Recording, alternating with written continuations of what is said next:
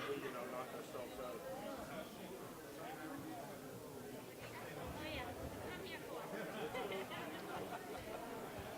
I gotta go stand across the gym.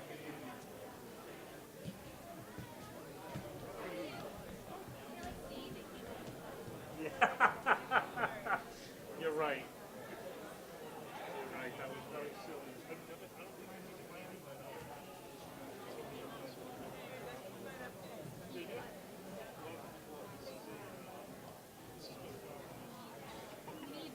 I could use a new one though.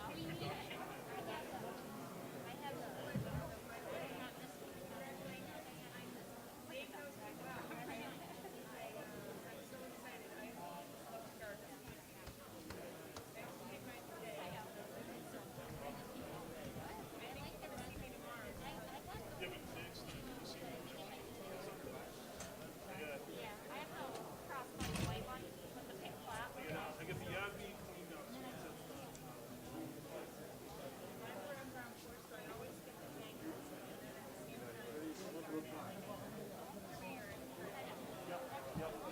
But you'll know.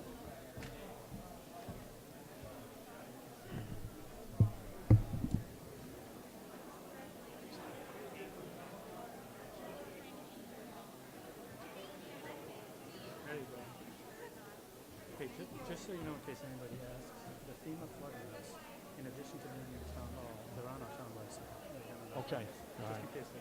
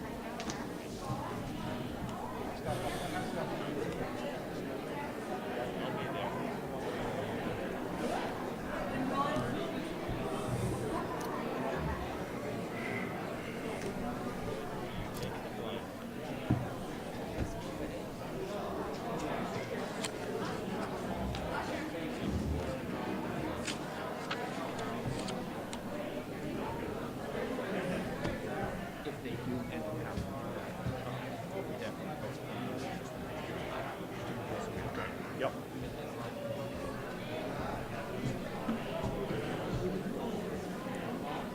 I think we're almost ready to begin.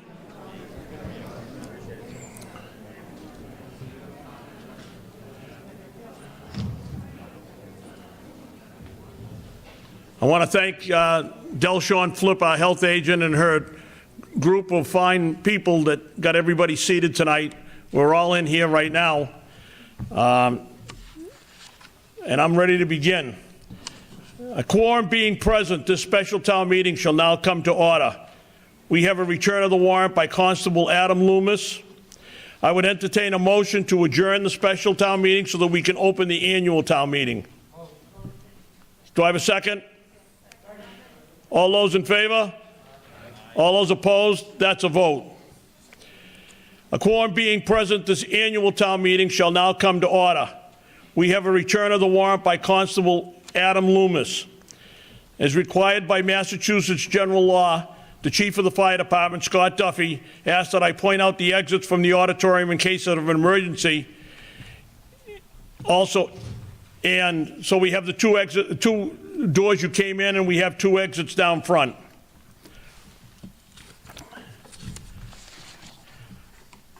I'd like to welcome you and thank you for coming out tonight on behalf of the town of Rocklin. As you know, every year this meeting is important, and so that we can begin the next fiscal year, which is just around the corner, July 1st. When we get to Article 7 of the annual town meeting, the entire budget, last year, due to time constraints, we took one vote on the bottom line. It saved us 52 hand raisings. And I want to do that tonight. When we get to Article 7, I'll give you a couple of minutes. It gives me a chance to get a drink of water, and if there's something in the budget that you have a concern about or you have a question, by all means, when we get started, raise the question and you can answer it, and we'll go from there. You also notice that the Water Department budget article is on Article 24, and the Sewer Department budget, Article 38, as their funds come from water and sewer revenue.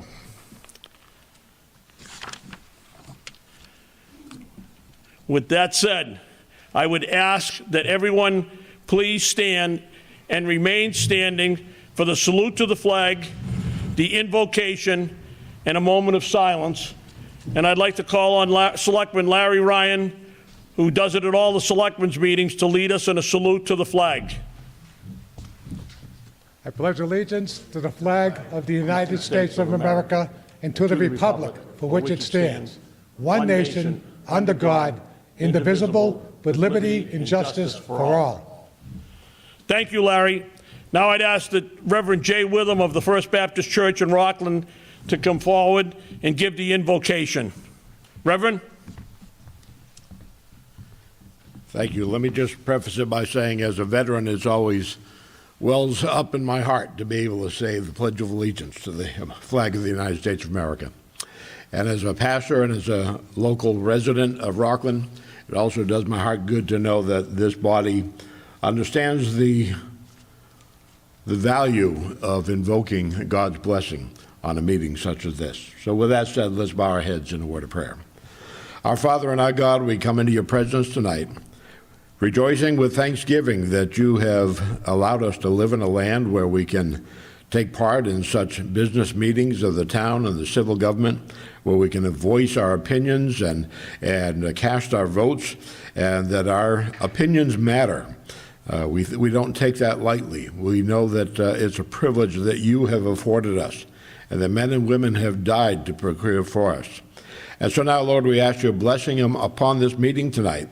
We ask that every person who speaks, every person who steps to the microphone, either as a board member or as a resident of the town, may speak with grace, with their words seasoned with grace, that when all is said and done tonight, we can be able to rejoice that we took part in a good meeting and much was accomplished. And we ask it in Jesus' precious name. Amen. Thank you, Reverend Witham.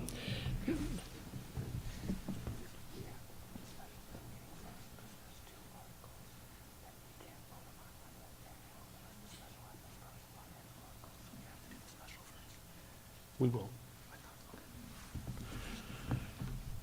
I would now ask for a moment of silence for all of our deceased former town employees and officials who faithfully served the town of Rocklin for many years, for all of our deceased veterans who served in the armed forces, and to all of our deceased residents, especially those who died due to the complications of the coronavirus in the past year.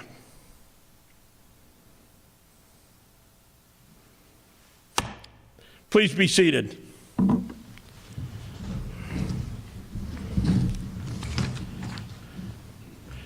This special town meeting and the annual town meeting are being videotaped by WRPS. It is required that all non-registered voters present must sit in the forward rows in the section to my left. As you know, Governor Charlie Baker signed House Bill H4777 into law on June 5th, 2020, that allowed towns to reduce their quorum to no lower than 10% of their quorum requirements until the governor lifts his emergency measure. On March 16th, 2021, the selectmen voted to approve this measure, and I'm happy to see how many people we have here tonight. If you wish to speak on an article, please raise your hand. When I recognize you, please come to the microphone down in the front on the floor and state your name and address before speaking. The one thing I would ask, please do not touch the microphone. Each speaker will be allowed up to 5 minutes when speaking on a budget item or article which is being acted upon. No speaker who has previously spoken on the same budget item or article will be recognized until all others who wish to have had their opportunity. Now I'd like to introduce the people on stage. To my immediate left, our new town clerk, Liza Landy, Chris Kenny, town council, Jamie Kenny, town council, Doug Lapp, our town administrator, Jen Constable, our assistant town administrator, and our town accountant, Elizabeth Zaleski. Now, Town Administrator Doug Lapp would like to give a short address to the voters about how we came to this year's budget.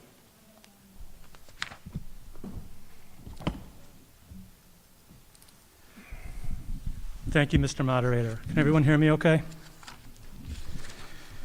I too would like to acknowledge everyone who's been affected by COVID and recognize all those that have passed due to this terrible disease.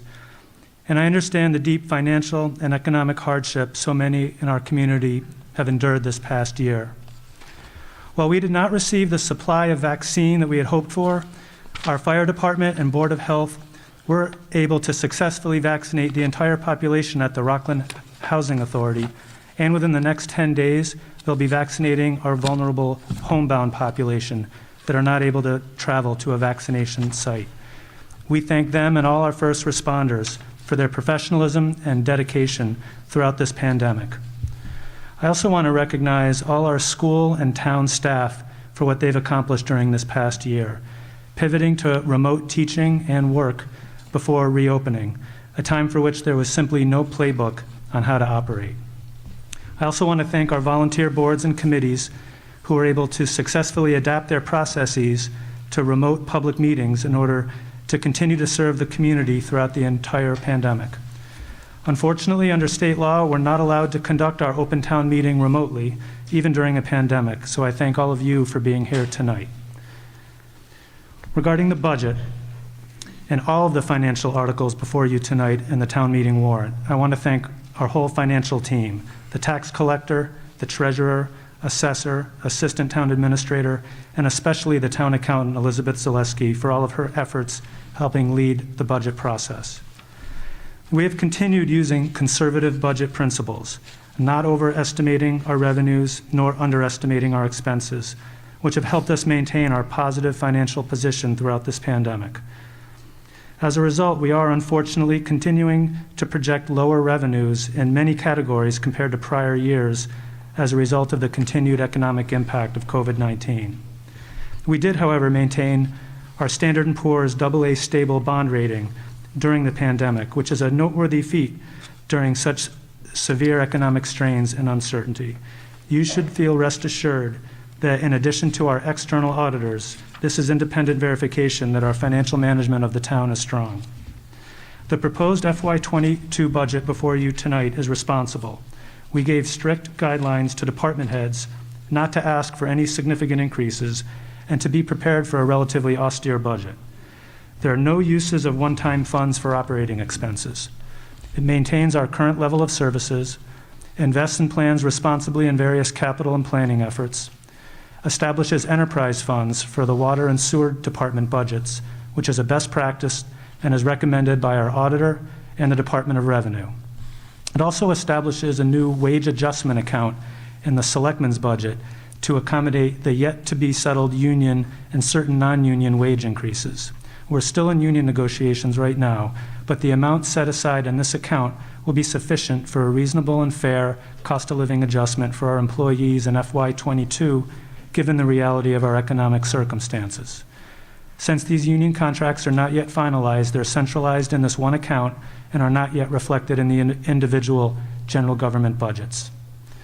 Two notable expense items that helped us balance our budget this year are a 0% rate freeze for our health insurance premium expenses, thanks to the efforts of our HR director, Stacy Callahan, and a significant grant that our regional dispatch center secured from the State 911 Commission to help us hold down our regional dispatch costs that was submitted with the assistance of our fire department. The proposed FY22 budget does include transferring $100,000 from free cash to put back into the stabilization fund and $55,000 into our OPEB fund to start to repay a portion of what we needed to use in one-time funds to help us balance the FY21 budget. In the future, when funds are available, we'll seek to replenish the remaining amounts we took from stabilization and OPEB, and then ultimately continue to grow those accounts to more appropriate levels for a town our size. Doug, if I can interrupt you for a minute. Dave Murphy up in the booth, they have no sound in the gymnasium. Okay, Doug, thank you. Continue? Continue. Yep. We'll continue to grow those accounts to more appropriate levels for a town our size. Should note also that we may want to have a special town meeting in the coming months to address any additional funding the town may receive from the state budget, as well as any new federal funds that should be available to the town. So in closing, I want to thank you all for coming to town meeting, and I want to highlight again the positive relationship that we've continued to develop with our school department during these difficult times. This relationship is critical, and we're all committed to continuing to work cooperatively together for the benefit of the whole community. And then lastly, I want to thank the Finance Committee, the Capital Planning Committee, the Board of Selectmen, and Town Council for their support, input, and guidance throughout the budget process. We are all on the same page and united to helping Rockland move forward through these difficult financial times. Thank you.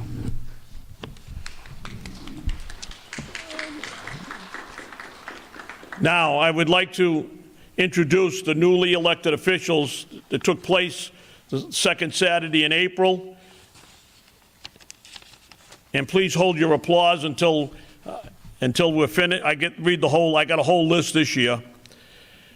Selectman Tiffany Needham, Town Clerk Liza Landy, Town Collector Judith Hardigan, Treasurer John Ellett Jr., Board of Assessors Charles Wenner Jr., Board of Health member Cecilia DeRosa, Housing Authority member Ian Davidson, Library trustees, a 3-year term Carol Cahill, a 2-year term John Ward, Park Commissioner Joseph Reese, Planning Board members, a 5-year term John Lucas and a 4-year term James Wells, School Committee members, both 3-year terms Jill Maroney and Daniel Biggins, School Committee member for 1 year, Dr. Melissa Morrow Small, Sewer Commissioner Daniel DeRoss, and Water Commissioner June Pat Donnelly. Good luck.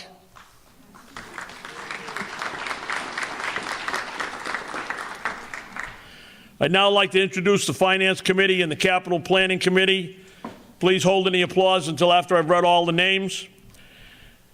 John Pumphrey, the Chairman of the Finance Committee, Robert McDonald, Vice Chairman, Julie Schaefer, Secretary, Laurie Childs, Craig Maroney, Sheila Mulcahy, William Principe, Megan Rooney, Linda Sternfeld, William Stewart, Joseph Gambone, who also serves on the Capital Planning Committee, and Jeff Leifer, who also serves on the Planning Committee. And the other 4 Capital Planning Committee members, Christopher Fulton, Richard Harris, the Chairman, Doug Wallow, and Lauren Hanson White. Thank you very much for serving us another year. And if anybody wants to get on the Finance Committee, I have 3 openings. I'd like to now swear in my tellers with Mary Ryan, Andrea Furlong, and oh my God, I'm having a senior moment. Jared! And he's our Plymouth County Commissioner. And I also need Christine from the other room. Christine, are you here?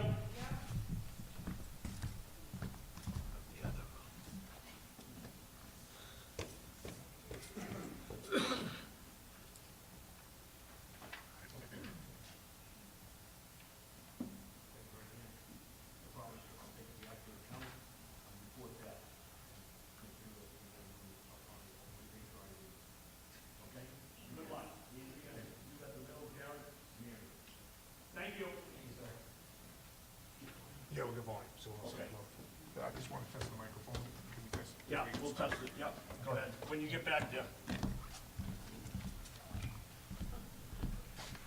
We do have voters, we do have residents in the gymnasium as the overflow, and we're going to test the microphone very shortly, so if I get interrupted. I'd like to now call on Finance Committee Chairman John Pumphrey to say a few words. John?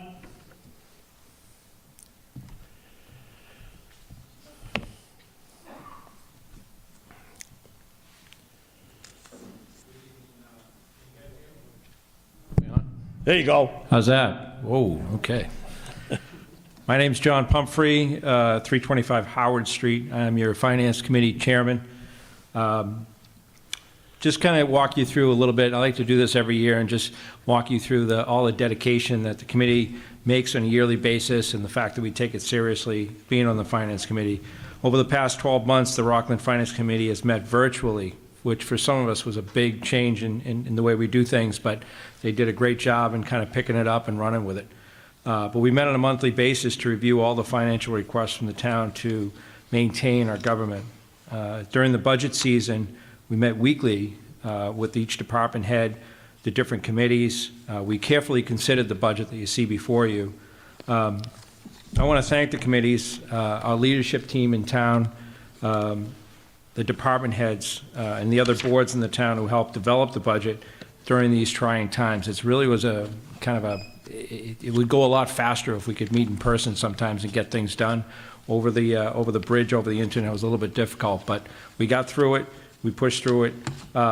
Special thanks to our town accountant and town administrator. And I've been on the finance committee for probably going on 8 years or so. I don't know.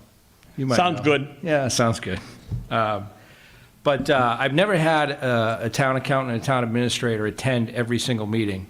And I can't remember any that they missed, but those guys were there every single meeting that we had, which was a real testament to their dedication to try and make sure that we consider the town's requests from the Finance Committee. So that was terrific.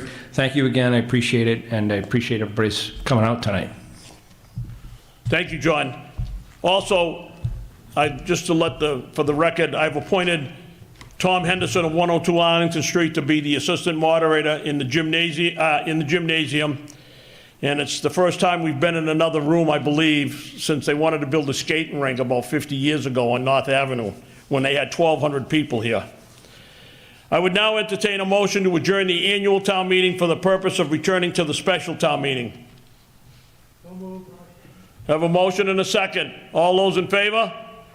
All those opposed? That's a vote. A quorum is present. I will now call the special town meeting to order.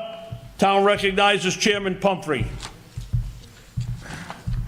Mr. Moderator, I make a motion that the first action on each article will be on the Finance Committee recommendation. All those in favor? All those opposed? That's a vote. Mr. Moderator, I make a motion that all articles be taken in the order in which they are printed. All those in favor? All those opposed? That's a vote. Now go to your page, the special town meeting. Article number 1. And gymnasium, can you hear me? Yes, and can you hear me? Yep, that's great. Will the town vote to transfer from available funds the sum of $690,000 for fiscal year 2021 budgetary items or take any action relative thereto? You have the figures in front of you. Total is $690,000. The emergency is these items must be addressed as part of the fiscal year 2021 budget. The line items would otherwise end in the year in a deficit. Requested by the town accountant, approved by the Finance Committee. The funding source is from undesignated fund balance. All those in favor of adopting Article 1 signify with the show of hands. All those opposed? It's a vote in the auditorium. What about in the gymnasium? It's a vote, Mr. Moderator. Thank you. Article number 2, will the town vote effective fiscal year 2021, starting July 1st, 2020, to establish a marijuana host community agreement special purpose stabilization fund in accordance with Mass General Law, Chapter 40, Section 5B, and further authorize the deposit of all host community impact revenue into the newly established fund, or take any other action relative thereto. This article will facilitate, this is the emergency, this article will facilitate the transfer of marijuana host community agreement impact fees into an account that can only be spent by approval of town meeting, including funds received in fiscal year 21.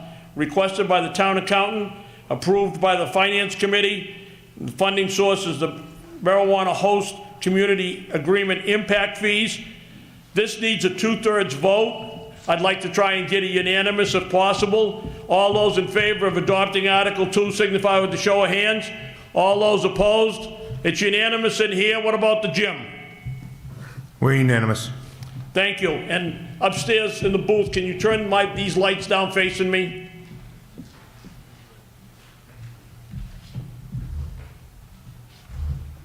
That's better. Thank you. Now I can see everybody better.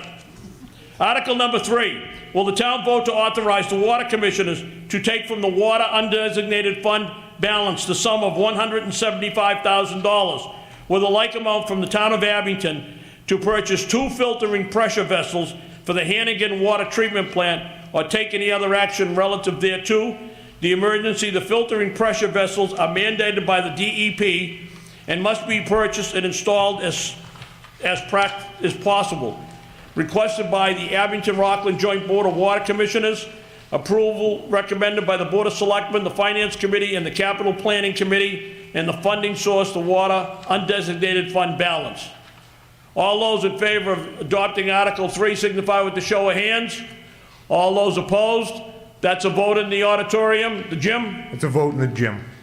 Thank you. Article number 4. Now this is going to need a 9/10 vote. I'd like to also try for unanimous.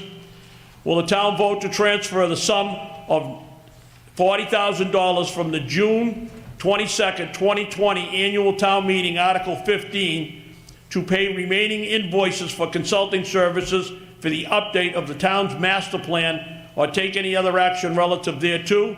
The emergency is the invoices in question are overdue for services rendered in relation to the town's master plan. Requested by the town accountant, approved by the Finance Committee. The funding source, the June 22nd, 20 annual town meeting, Article 15. All those in favor of adopting Article 4 signify with the show of hands. All those opposed? That's unanimous in the auditorium. It's a vote in the gym. Thank you.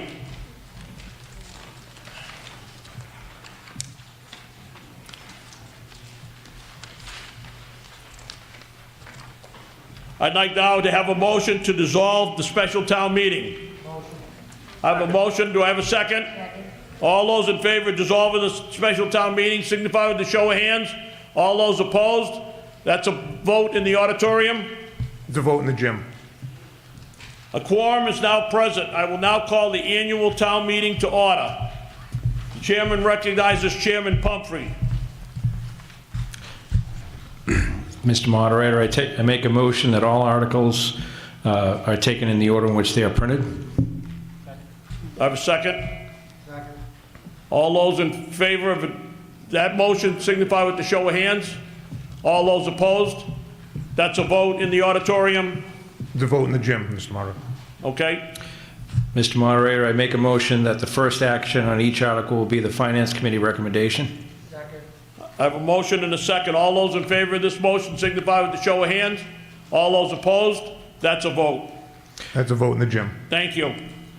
Mr. Moderator, I make a motion to reconvene this meeting on Tuesday night, May 4th, 2021 at 7 p.m. in the same auditorium if needed. All those in favor of that motion signify with the show of hands. All those opposed? It's a vote in the auditorium. It's a vote in the gym. Thank you.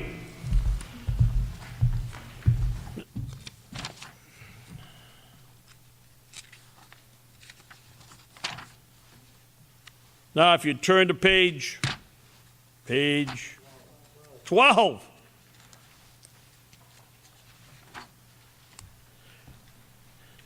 Article 1.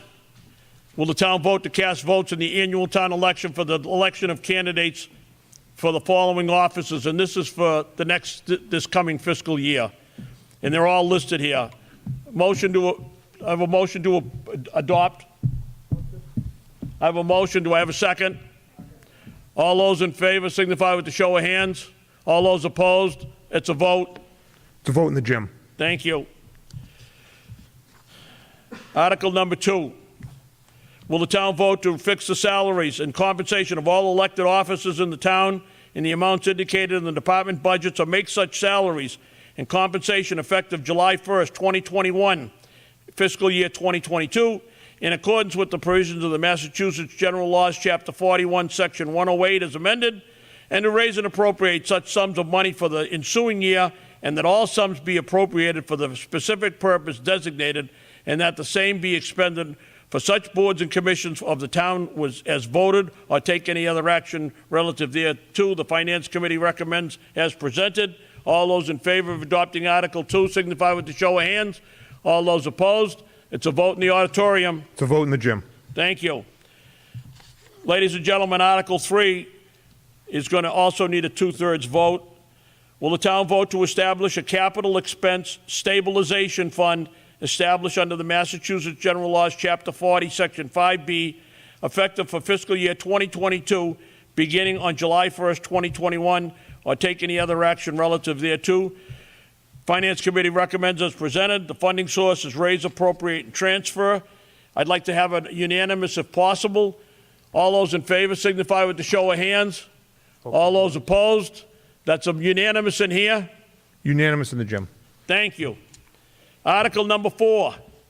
Will the town vote to accept the provisions of Chapter 44, Section 53F and a half of the Massachusetts General Laws establishing the Rocklin Water Department Special Revenue Fund number 2501 as an enterprise fund effective fiscal year 2022, or take any other action relative thereto, requested by the Abington and Rocklin Joint Board of Water Commissioners.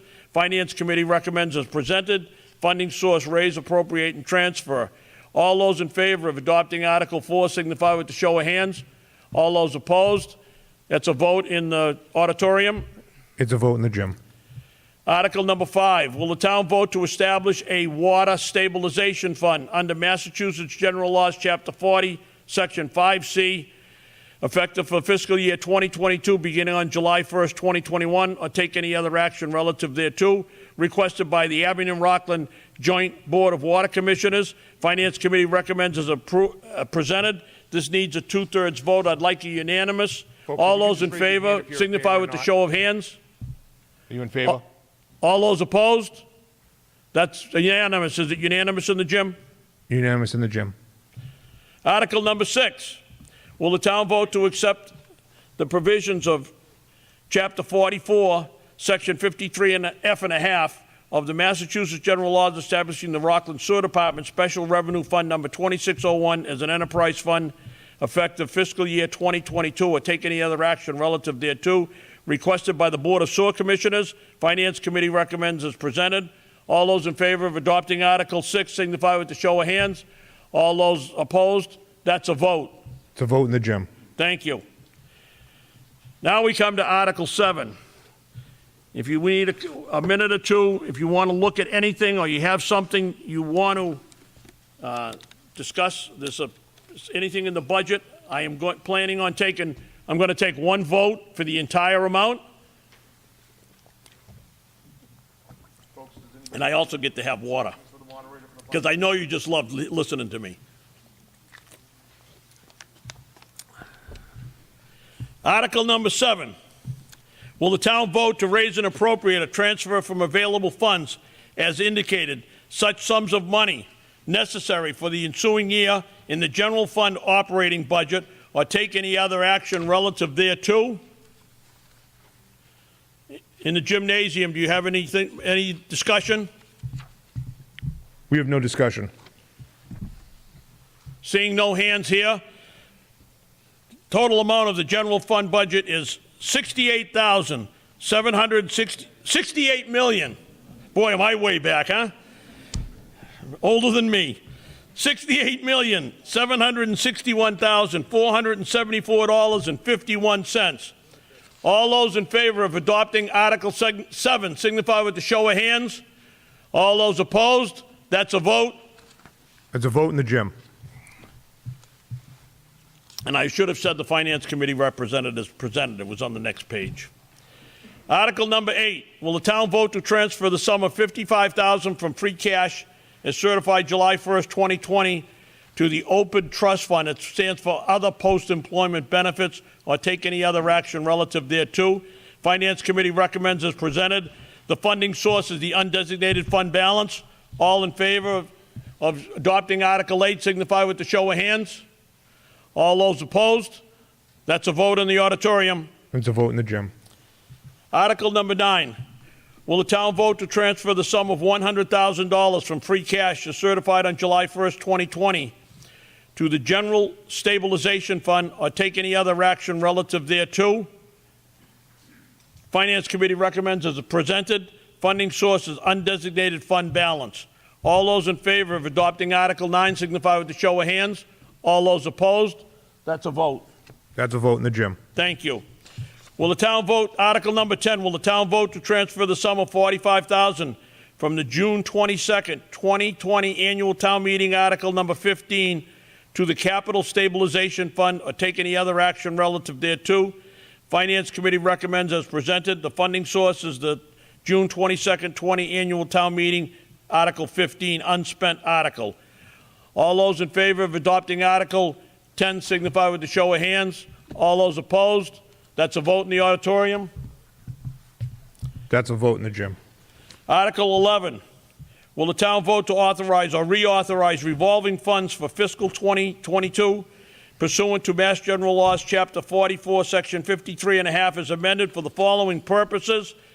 And there's a whole list down here of ones or take any other action relative thereto. Finance Committee recommends as presented. These are all self-funding articles. All those in favor of adopting Article 11 signify with the show of hands. All those opposed? That's a vote in the auditorium. That's a vote in the gym. Article 12, will the town vote to raise and appropriate to take from available funds the sum of $120,000 to complete Phase 2 of the Beach Street Recycling Center road upgrades or take any other action relative thereto, requested by the Board of Health and the Highway Superintendent, approved by the Capital Planning Committee and the Finance Committee? Funding source is undesignated fund balance. All those in favor of adopting Article 12 signify with the show of hands. All those opposed? That's a vote. That's a vote in the gym. Article 13, will the town vote to raise and appropriate to take from available funds the sum of $22,094 to fund year 2 of a 3-year lease purchase agreement for the Fire Department Administration vehicle or take any other action relative thereto, requested by the Fire Chief? Approval recommended by the Capital Planning Committee and the Finance Committee, and funding source undesignated fund balance. All those in favor of adopting Article 13 signify with the show of hands. All those opposed? That's a vote in the auditorium. That's a vote in the gym. Article 14, will the town vote to raise and appropriate from available funds a sum of $75,000 to fund the purchase of an F-550 dump truck for the Highway Department or take any other action relative thereto, requested by the Highway Superintendent, approval recommended by the Capital Planning Committee and Finance Committee, and the funding source undesignated fund balance. All those in favor of adopting Article 14? All those opposed? That's a vote in the auditorium. That's a vote in the gym. Will the town vote to raise and appropriate to take from available funds a sum of $180,000 to fund road improvements to Gardner Street and Pine Haven Circle or take any other action relative thereto, requested by the Highway Superintendent, approval recommended by the Capital Plan Committee and the Finance Committee? The funding source was undesignated fund balance. All those in favor of adopting Article 15 signify with the show of hands. All those opposed? That's a vote in the auditorium. That is a vote in the gym. Article 16, will the town vote to raise and appropriate to take from available funds a sum of $200,000 to fund Phase 1 road improvements to Spring, Summer, and Beach Street curbs and walkways or take any other action relative thereto, requested by the Highway Superintendent, approval recommended by the Capital Planning Committee and the Finance Committee, funding source is undesignated fund balance. All those in favor of adopting Article 16 signify with the show of hands. All those opposed? That's a vote in the auditorium. That's a vote in the gym. Article 17, will the town vote to raise and appropriate or take from available funds $75,000 in combination with any matching grant funding, if available, for capital projects and repairs or take any other action relative thereto, requested by the Board of Selectmen, approval recommended by the Capital Planning Committee and Finance Committee. The funding source is undesignated fund balance. All those in favor of adopting Article 17 signify with the show of hands. All those opposed? That's a vote. That's a vote in the gym. Thank you.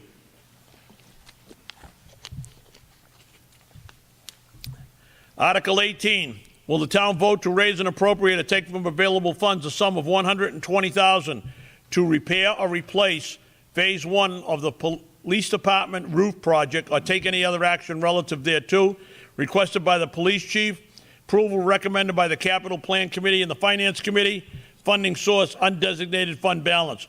All those in favor of adopting Article 18 signify with the show of hands. All those opposed? That's a vote. That's a vote in the gym. Article 19, will the town vote to raise and appropriate or take from available funds a sum of $45,000 to replace town clerk voting equipment or take any other action relative thereto, requested by the town clerk, approval recommended by the Finance Committee, funding source undesignated fund balance. All those in favor of adopting Article 19 signify with the show of hands. All those opposed, that's a vote in the auditorium. And that's a vote in the gym. This next article will require a 2/3 vote, and I'd like to try for unanimous. Will the town vote to raise and appropriate or take from available funds a sum of $100,000, thereby allowing the school department to purchase and or enter into a 5-year lease purchase agreement to fund the replacement and upgrading of school department computers and any technology-related items or take any other action relative thereto, requested by the school committee, approval by the Board of Selectmen, Capital Planning Committee, and Finance Committee, funding sources undesignated fund balance. I'd like to have a unanimous if possible. All those in favor of adopting Article 20 signify with the show of hands. All those opposed? That's unanimous. It's unanimous in the gym. Article 21 also requires a 2/3 vote. Will the town vote to raise and appropriate or take from available funds a sum of $70,000, thereby allowing the school department to enter into a 5-year lease agreement for various school department student transportation vehicles or take any other action relative thereto, requested by the school committee, approval recommended by the Capital Planning and Finance Committee, funding sources undesignated fund balance. I'd like to have a unanimous. All those in favor of adopting Article 21 signify with the show of hands. All those opposed? That's unanimous. It's a vote in the gym. Article 22, will the town vote to transfer to the general fund from the marijuana host community agreement special purpose stabilization fund the sum of $96,000 to purchase and equip 2 police cruisers or take any action relative thereto, requested by the Chief of Police, approval recommended by the Capital Planning Committee and the Finance Committee, funding source the marijuana host community agreement special purpose stabilization fund. This also needs a 2/3. I'd like a unanimous. All those in favor of adopting Article number 22 signify with the show of hands. All those opposed? That's a unanimous. It's a vote in the gym. Article 23. This is going to be, we're going to hear from Mike O'Laughlin is going to get up and speak. This is, we'll take a little bit of understanding on this article, so we'll go slowly. This is a debt authorization for South Shore Regional Vocational School District, the South Shore Regional Vocational Technical High School. The article is printed to see if the town will vote to approve $18,960,537 indebtedness authorized by the Regional School District Committee of the South Shore Regional Vocational School District to pay costs for remodeling and making extraordinary repairs to the South Shore Regional Vocational Technical High School, including the payment of all costs incidental and related thereto, as more fully described in the district's 2018 Facilities Master Plan. Provided, however, that upon the completion of the improvements described in the district's 2018 Facilities Master Plan, the district shall not borrow or expend any balance of this amount without the prior approval of the district's member towns in accordance with the provisions of General Law, Chapter 71, Section 16D, or take any other action relative thereto. This was requested by the South Shore Regional Vocational School District. The approval recommended by the Board of Selectmen, Capital Planning, and Finance Committee. Now, Michael Laughlin is at the podium. He is going to read what has happened when we did our school building. For the new elementary school, we put an article in the same way, and then bond counsel, which, if I got this right, Doug, is that bond counsel then tells us how it's got to be worded. And you'll also hear when Mike begins that they're asking for less money. And then if we have questions, I have Bob Mahoney here, who is Rocklin's representative to the vocational school, socio-vocational technical high school school committee, and Doug Lapp can also help answer questions if you have any. Mr. O'Laughlin. Good evening. Oh, that's on, huh? Move to see if the town will vote to approve the $10,516,372 indebtedness authorized by South Shore Regional Vocational School District to pay costs of remodeling and making extraordinary repairs to the South Shore Regional Vocational Technical High School building, including the payment of all costs incidental and related thereto as more fully described in the district's 2018 Facilities Master Plan, provided, however, that upon the completion of the improvements described in the district's 2018 Facilities Master Plan, the district shall not borrow or expend any balance of this amount without the prior approval of the district's members' towns in accordance with the provisions of General Laws, Chapter 71, verse number 16.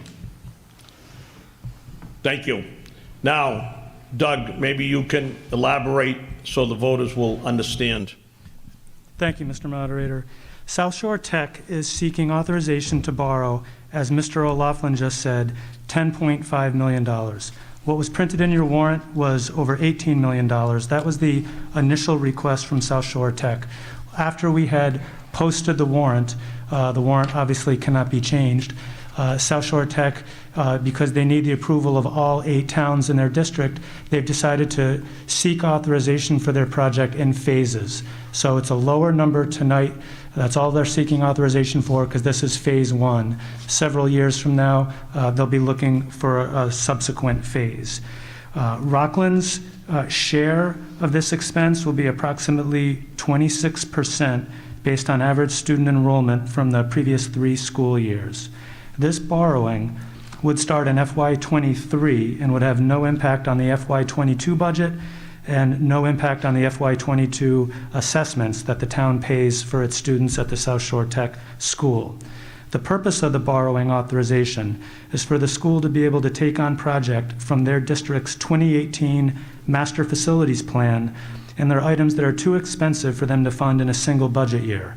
Examples include a new roof, sprinkler system, fire alarm upgrades, a new ventilation system, building code upgrades, electrical rewiring, flooring replacement, shop space reconfiguration and renovation, and most of the work would be focused in their 1962 building.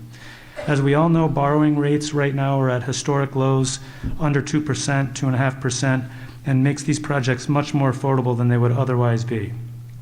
The school also plans on having some of their students work to some degree on these projects, which will give them hands-on experience and help keep the costs down. As I just mentioned a moment ago, all 8 towns in the district have to approve it for the authorization to be effective.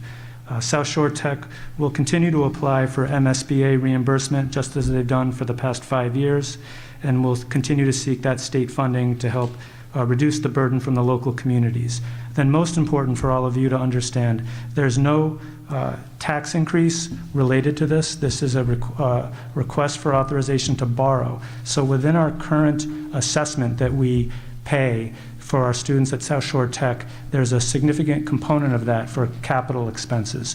What the school's going to do is replace, instead of paying for capital, that would cover the debt service. So there's really no impact, but they need the authorization for the borrowing. So I hope that's clear, and as the moderator said, our school committee rep, Mr. Mahoney, is here for additional clarification if you need it. Thank you. Is there any more discussion?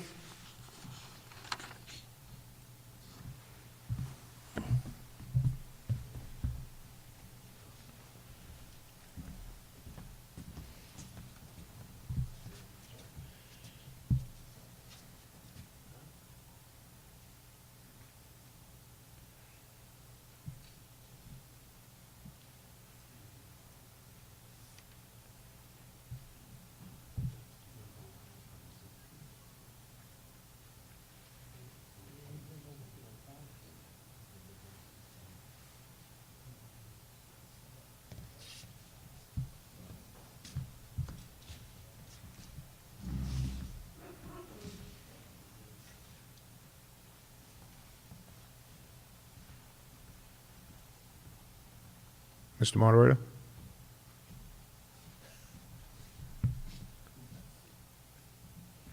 I'll be right back.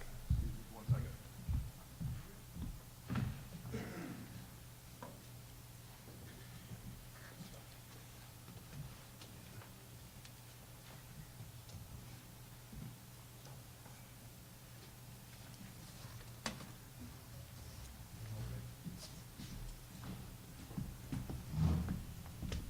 All right, the discussion did this have to go to capital planning, and town council has ruled because this is just an authorization to borrow, that it didn't have to. Now, does anybody have any questions in either the auditorium or the gymnasium? I have none in the auditorium. Gymnasium?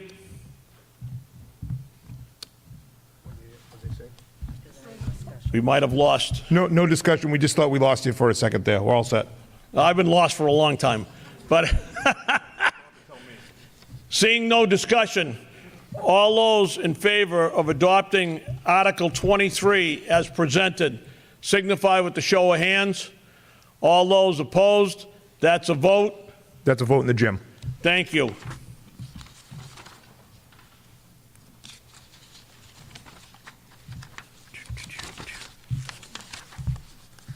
Article number 24. All I got to do is find it. Article 24.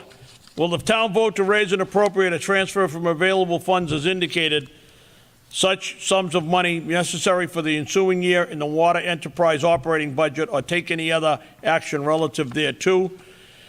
The water enterprise operating budget is $3,452,916. All those in favor of adopting Article 24 signify with the show of hands.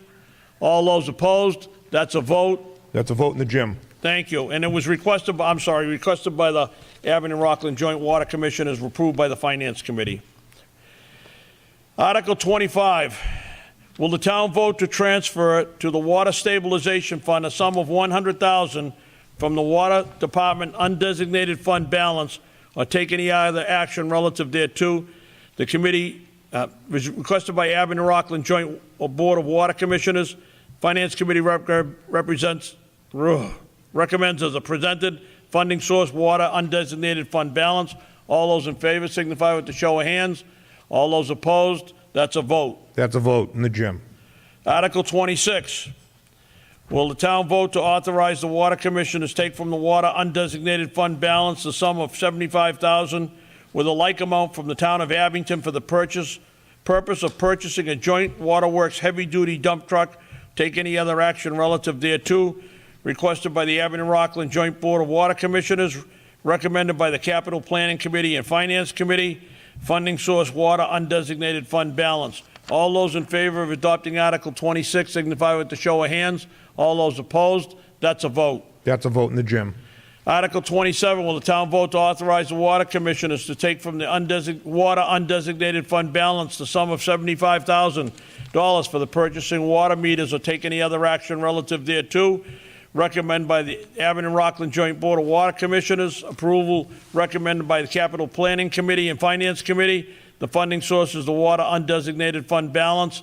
All those in favor of adopting Article 27 signify with the show of hands. All those opposed, that's a vote. That's a vote in the gym. Article 28, will the town vote to authorize the Water Commissioners to take from the water undesignated fund balance the sum of $100,000 with a like amount from the town of Abington for the purchase of redeveloping and updating the treatment system, take any other action relative thereto, requested by the Abington Rockland Joint Board of Water Commissioners, approved by the Capital Planning Committee and the Finance Committee, funding from water undesignated fund balance. All those in favor of adopting Article 28 signify with the show of hands. All those opposed, that's a vote. That's a vote in the gym. Article 29, will the town vote to authorize the Water Commissioners to take from the undesignated fund balance the sum of $100,000 with a like amount from the town of Abington for the purpose of upgrading finished and raw water pumping equipment and filters at all treatment plants or take any other action relative thereto, requested by the Abington Rockland Joint Board of Water Commissioners, Approval recommended by the Capital Planning and Finance, and the funding source, the Water Designated Fund Balance. All those in favor of adopting Article 29 signify with the show of hands.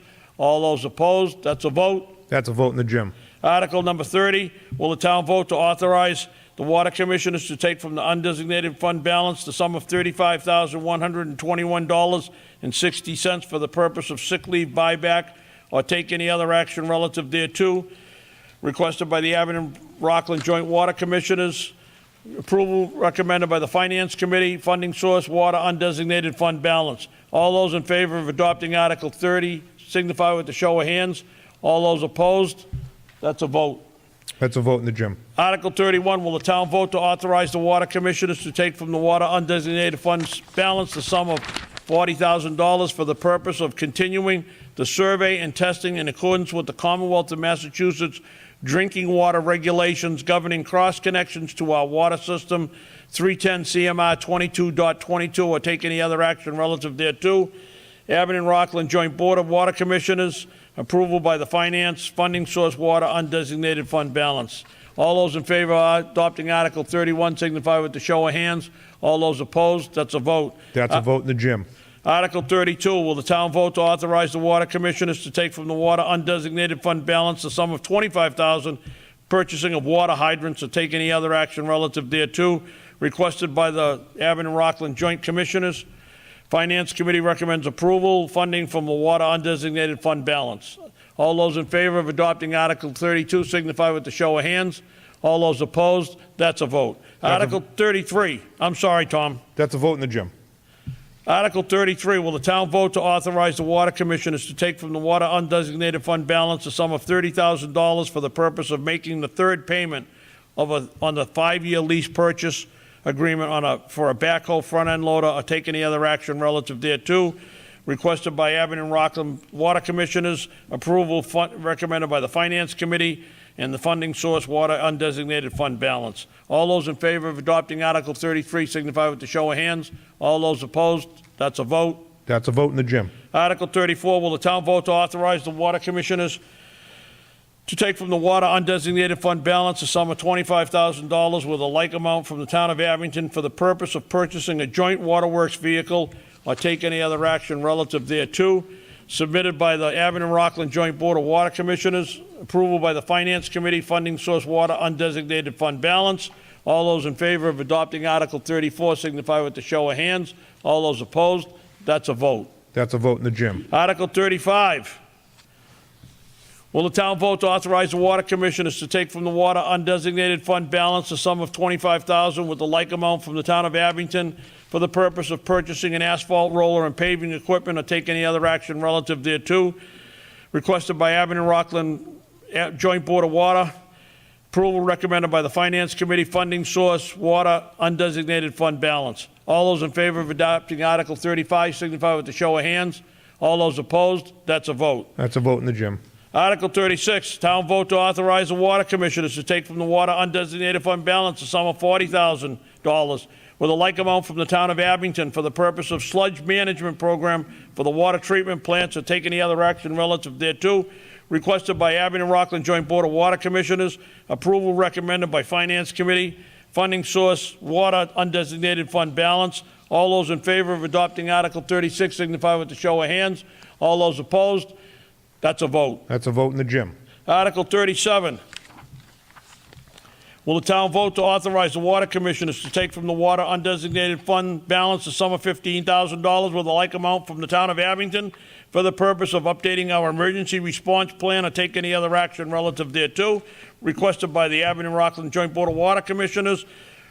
Approval by the Finance Committee. Funding source, water undesignated fund balance. All those in favor of adopting Article 37 signify with the show of hands.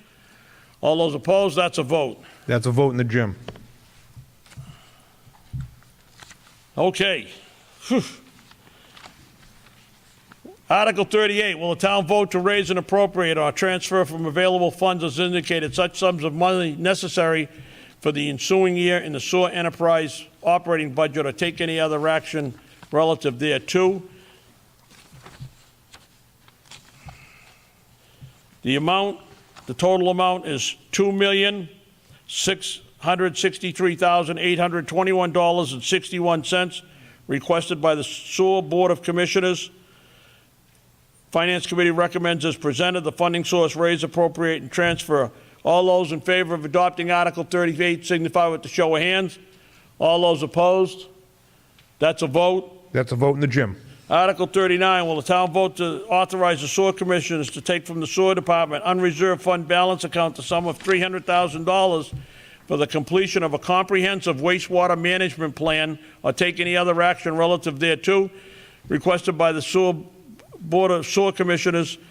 Approval recommended by the Capital Planning Committee and Finance Committee. Funding source, sewer department, undesignated fund balance. All those in favor of adopting Article 39 signify with the show of hands.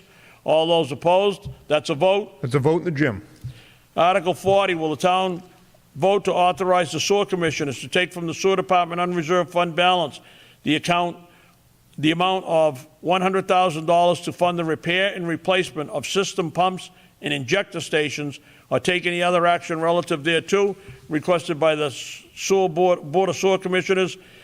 Approval recommended by the Capital Planning Committee and the Finance Committee. Funding source, sewer department, undesignated fund balance. All those in favor of adopting Article 40 signify with the show of hands. All those opposed? That's a vote. That's a vote in the gym. Article 41, will the town vote to authorize the sewer commissioners to take from the sewer department unreserved fund balance account the sum of $100,000 to be expended by the sewer commission as part of the town's ongoing program to identify and remove sources of inflow and infiltration as required under the terms of the, whatever NPDES permit stands for, issued to the town by the United States EPA and the Massachusetts DEP, or taken any other action relative thereto, requested by the Board of Sewer Commissioners. Approval recommended by the Capital Planning Committee and Finance Committee. Funding source, sewer department, undesignated fund balance. All those in favor of adopting Article 41 signify with the show of hands. All those opposed? That's a vote. That's a vote in the gym. Article 42. This is going to require a 2/3 vote. I would hope to get a unanimous. Will the town vote to authorize the Board of Selectmen to execute a declaration of restriction and/or grant a perpetual open space and/or conservation restriction in a form acceptable to town council or land use council in a certain parcel of land containing 7.3 acres, more or less, identified as Assessors Parcel 30-32-0, acquired by the town of Rocklin in August 2020, abutting Hartsef Park, meeting the requirements of the Mass General Laws, Chapter 44B, Section 12, and the Massachusetts General Laws, Chapter 184, Sections 31 through 33, and to enter into all agreements and execute any and all documents as may be necessary to effectuate the restriction of said property or take any other action relative thereto. This was requested by the Parks Commission. Approval recommended by the Board of Selectmen and Finance Committee is presented. This needs a 2/3 vote. Seeing no discussion, I'd like to get a unanimous. All those in favor of adopting Article 42 signify with the show of hands. All those against? It's unanimous. It's a vote in the gym. Thank you. Article 43. Will the town vote to appropriate a reserve from the Community Preservation Fund annual revenues in the amounts recommended by the Community Preservation Committee for committee administration expenses, community preservation projects, and other expenses in fiscal year 2022, with each item to be considered a separate appropriation as follows. The appropriations are from fiscal year 2022. Estimated revenues for the committee administration, $27,500. The reserves, estimated revenue for historic resources reserve, $55,400. Estimated revenues for community housing reserve, $55,400. Estimated revenues for open space reserve, $55,400. Estimated revenues for budget reserve, $360,100, or take any other action relative thereto. It's requested by the Community Preservation Committee. Finance Committee recommends deferring to the Community Preservation Committee. Funding sources fiscal year 2022 estimated receipts. Is somebody here from the Community Preservation Committee?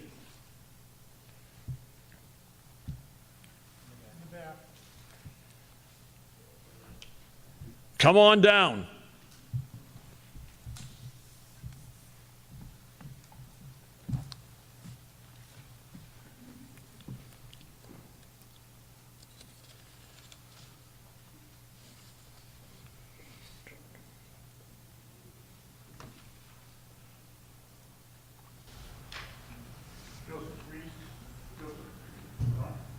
Joseph Reese, member of Preservation Committee, Joe, would you just give your address?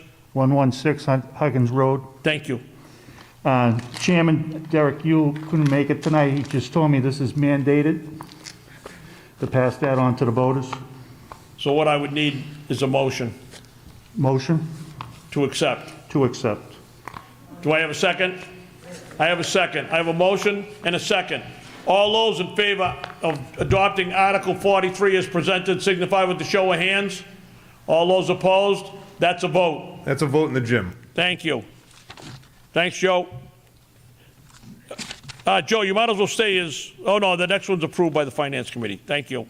Article 44, will the town vote to appropriate the sum of $55,000 based on the recommendation of the Community Preservation Committee for open space or conservation purposes pursuant to the Massachusetts General Laws, Chapter 44B, to purchase a certain parcel of land shown on the Town of Rocklin Assessors Map as a portion of parcel 51-56 and 51-68, also as shown on the plan on file with the town clerk, and to further to authorize the Board of Selectmen to execute a declaration of restriction and grant a perpetual open space or conservation restriction in a form acceptable to town council or land use council in said land, meeting the requirements of Massachusetts General Laws, Chapter 44B, Section 12, and Mass General Law, Chapter 184, Section 31 to 33, or into all agreements and execute any and all documents as may be necessary to effectuate the restriction of said property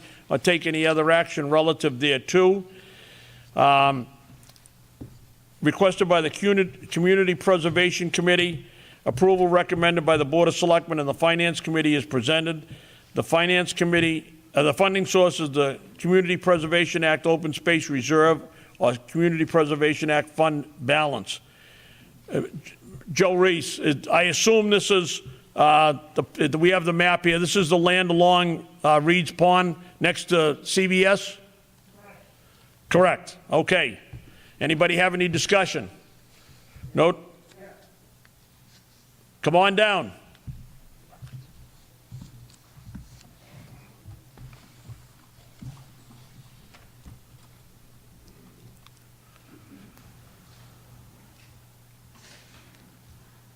Just a general question, 2 Tansy Lane. I'm sorry, can you give me your name one more time? Sure, Fred Mendes, 2 Tansy Lane. 2 Tansy Lane, thank you. Just seems to me that a $55,000 budget is pretty low, given that our open space is probably under attack by developers in this town. So I'm just wondering why so low, and why not a better long-term vision for capital spending on conservation, since $55,000, there's backhoes here in this budget that costs more than what we're putting in for open space conservation. Thank you. Doug, do you have the answer for that? I think the gentleman was referring to the previous article, which was already voted. So I guess going back to the previous article, those 3 set-asides for historic housing and open space, those are the state mandated 10% minimums. So that's the minimum requirement you have to put into each category, and that's what every town does, the minimum amount. The remainder, the $360,000, that's the other 70%, which can be spent on any of those purposes. So you always want to put the minimum amount into each category, with the bulk in the undesignated category, which you can then be flexible depending on what the needs are. The article that we're on now, I believe, was 44, which is for the acquisition of the Studley Pond property, which I'm happy to talk about if you'd like. Do I have any more discussion? All those, I need a 2/3, I'd like a unanimous. All those in favor of adopting Article 44 signify with the show of hands. All those opposed, that's unanimous. It's a vote in the gym. Thank you. Article 45, will the town vote to amend Part 2 of the town's general bylaws, Chapter 314, Peace and Good Order, by inserting a proposed new general bylaw as follows, or take any other action relative thereto?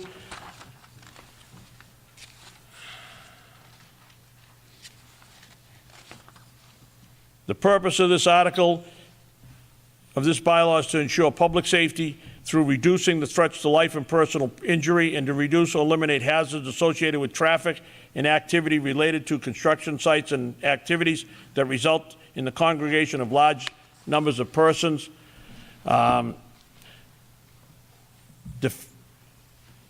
explanation, I'm not going to read the whole thing. The explanation, the town recently had a challenge to the long recognized authority of the chief of police to require details for events or incidents that led to the disruptions of peace, order, and/or the orderly flow of traffic.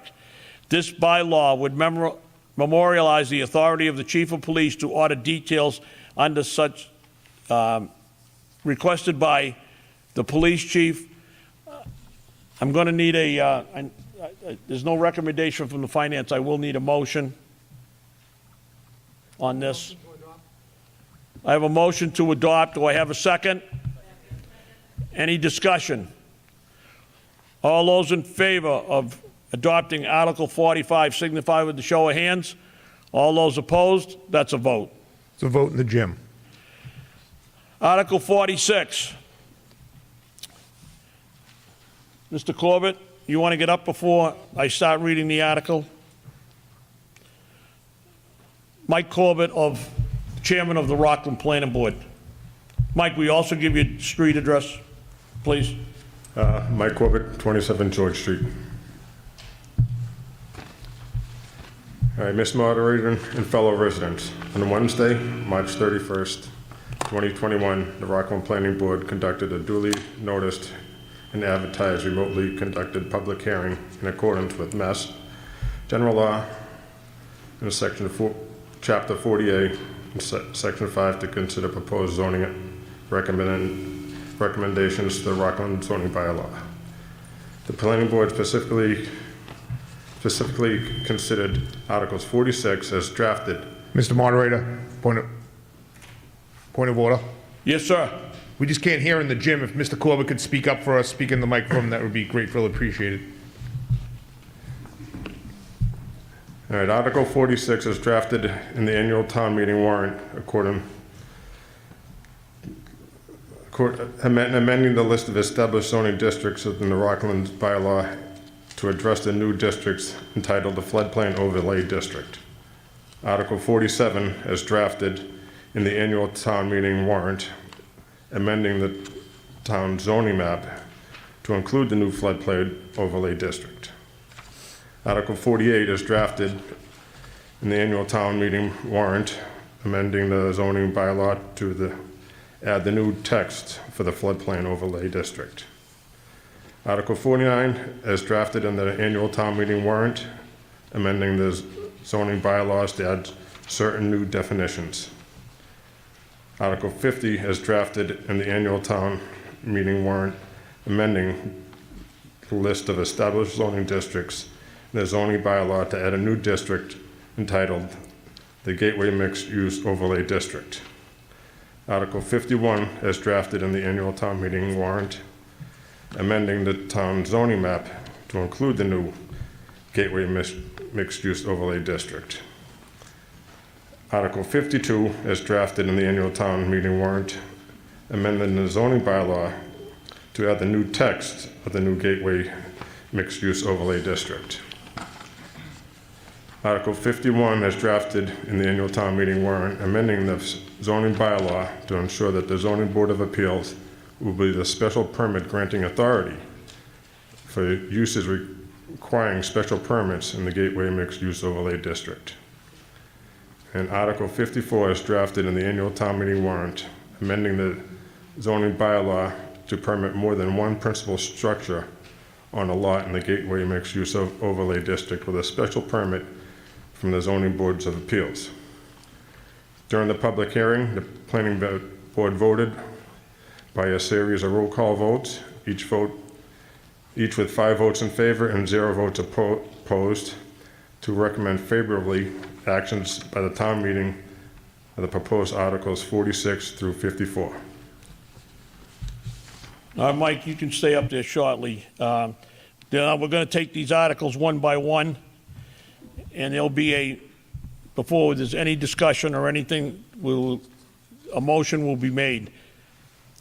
Will the town vote to amend Article 3, Establishment of District, Section 415-3 of the Rocklin General Code zoning bylaws, by adding a new district entitled the Floodplain Overlay District to the existing list of zoning districts as follows? P, Floodplain Overlay District, or take any other action relative thereto. It was requested by the selectmen. Now I need a motion to approve or disapprove. Excuse me, to the chairman of the planning board first.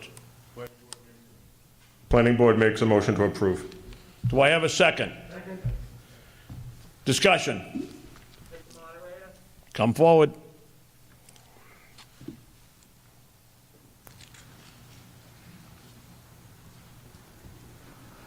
Mary Parsons, 754 Union Street. There are a lot of questions to this article, but mainly when you do zoning bylaws, this is the end result. Has anyone seen the FEMA maps for this? Because you may be in a flood zone, and these zoning bylaws are going to apply to you if you want to add on to your house, put a shed in your yard, have property like a boat. I'm asking you to not approve these articles until more can be done, and I'm well aware that the National Flood Insurance Program, which has 45 pages for you to read, did not take into account the COVID-19. Town Hall was closed for the past year.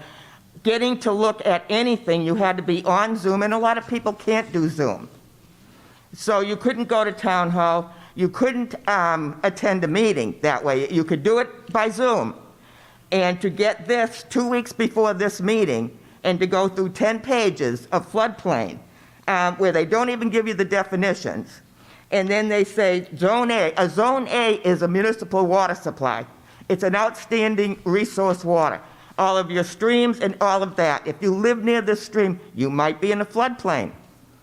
So you need to think about this and take part in these zonings, because the zoning bylaws that they propose may not be suitable to where you live.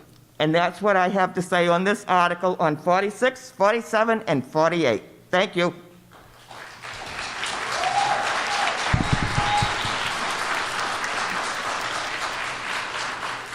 Doug Lapp.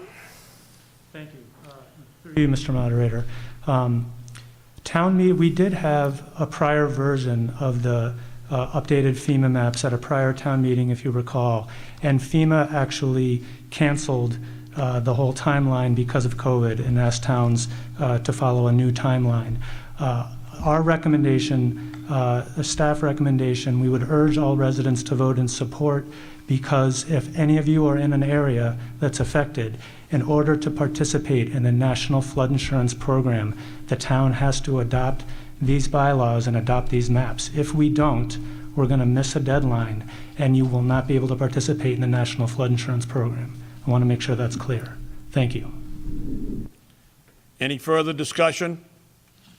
Yes, ma'am.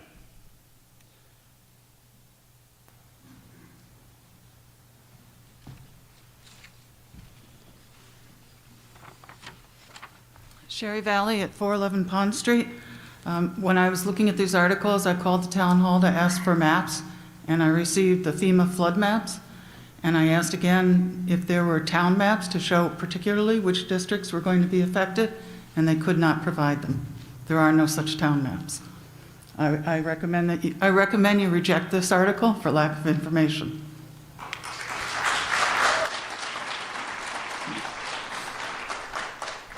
Any further discussion? Any discussion in the gymnasium? No, Mr. Moderator. Person up back here. Would you somebody got their hand up? No, I'm sorry. Any other discussion? Mr. Moderator. Assistant Town Administrator Jen Constable. Just for a point of clarification, FEMA actually issues the flood panels or the maps. Those maps or panels have been posted on the town website. I also urge the body to vote favorably on this article. If this article does not pass, that eliminates the opportunity for any single resident in a floodplain to purchase from the National Flood and Plain Insurance Program.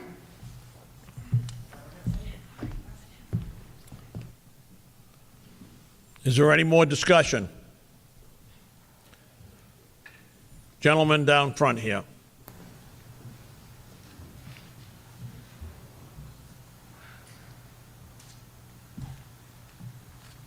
Mr. Moderator, Bob Konchak, 9 Walnut Court, Rocklin.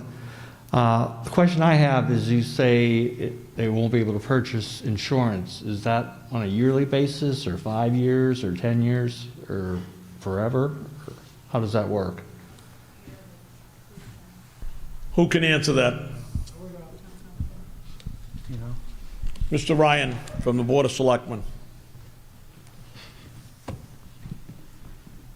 I would believe that your insurance company that you have would provide you with flood insurance.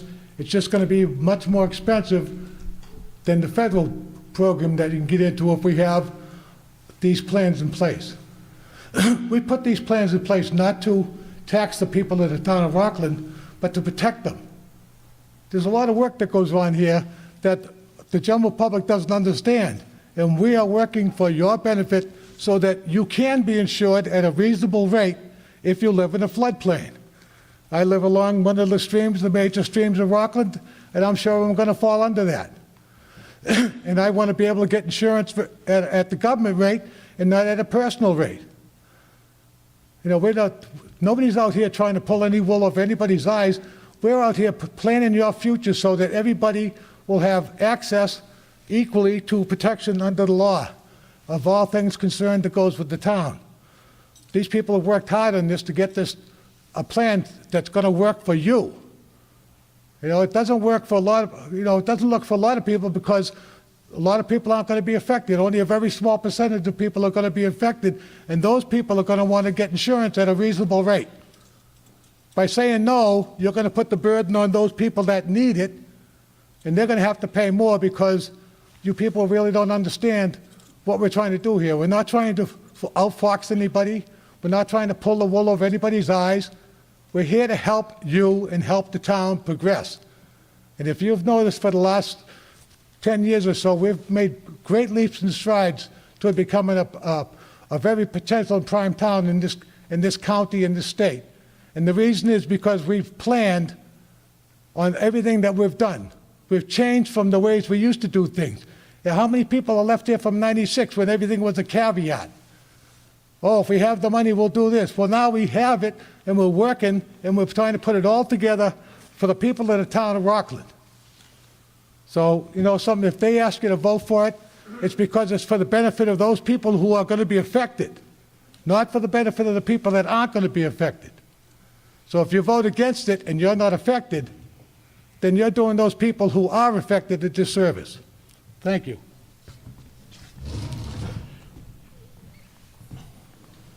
Yes, ma'am, then I'll take. June Pat Donnelly, 158 Nevin Circle. So basically what you're saying is if this is approved, anybody that needs flood insurance in the town of Rockland will be covered by the federal thing that you have. Just to be clear, what we're saying is approval of this in our zoning bylaws and approval of the FEMA maps, which are posted on the town website. The map that the other person was requesting was something that doesn't exist. They're maps that FEMA puts out. So people that are in those FEMA mapped areas will be able to participate in the National Flood Insurance Program. Okay, if we don't adopt them, people in those affected areas will not be able to. So what if a resident has like a stream or something and they're not in that particular map area, they can't get the insurance? I can't answer that. That's a level of detail I don't know. So then why would we get it if not everybody in the town can get it, right? Jen? Just for clarification, if your property is not in a flood zone, you're not required to have flood insurance. If you have a federally backed mortgage and you're in a flood zone, you're going to need flood insurance. Participation by the town in the National Flood Insurance Program gives you another option to purchase that insurance. This lady had her hand up.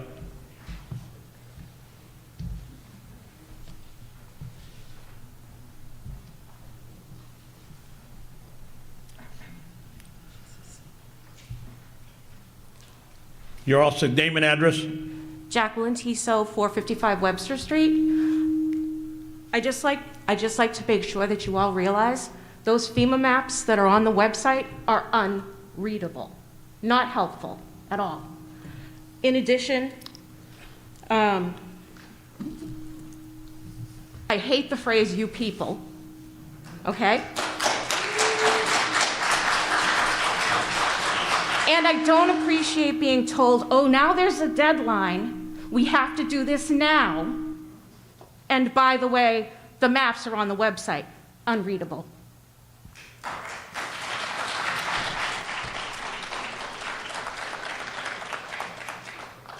Any further discussion?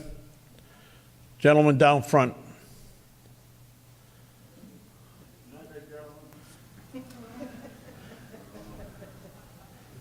The original Mr. Triantafello.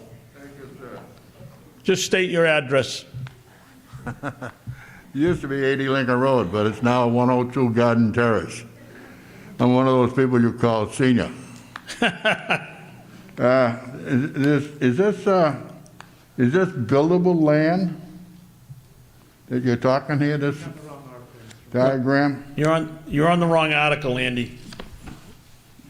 I'm on the wrong article? Yeah.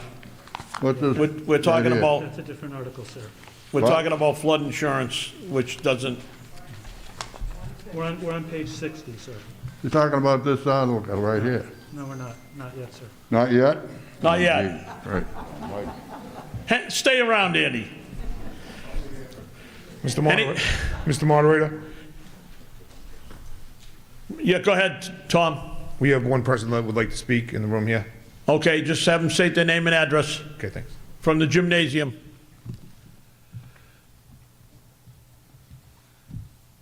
Robert Baker, 79 South Douglas Street. An article of this magnitude, maybe the town should have prepared a little bit better and had the flood maps on view here tonight so that the people could have made the decision then and saw the maps and saw where the new planes were going. Any other discussion? Anybody that has this gentleman up back?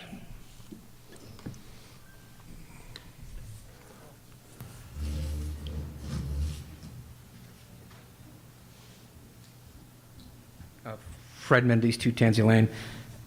It seems to me that this is a community outreach issue where I don't think anyone is fundamentally opposed to this without getting more information. So any reasonable person in the town will want to do something that benefits them if they have the information up front. So I think unless you're saying that people who do have floodplain issues cannot get this forever in perpetuity, my recommendation is that you just table it and reach out to the people who want to know more before you're forcing them down to this road that they may not want. So to me, it's an opportunity to just table it, outreach program, and educate the people who want to know. Thank you. Mr. Lapp?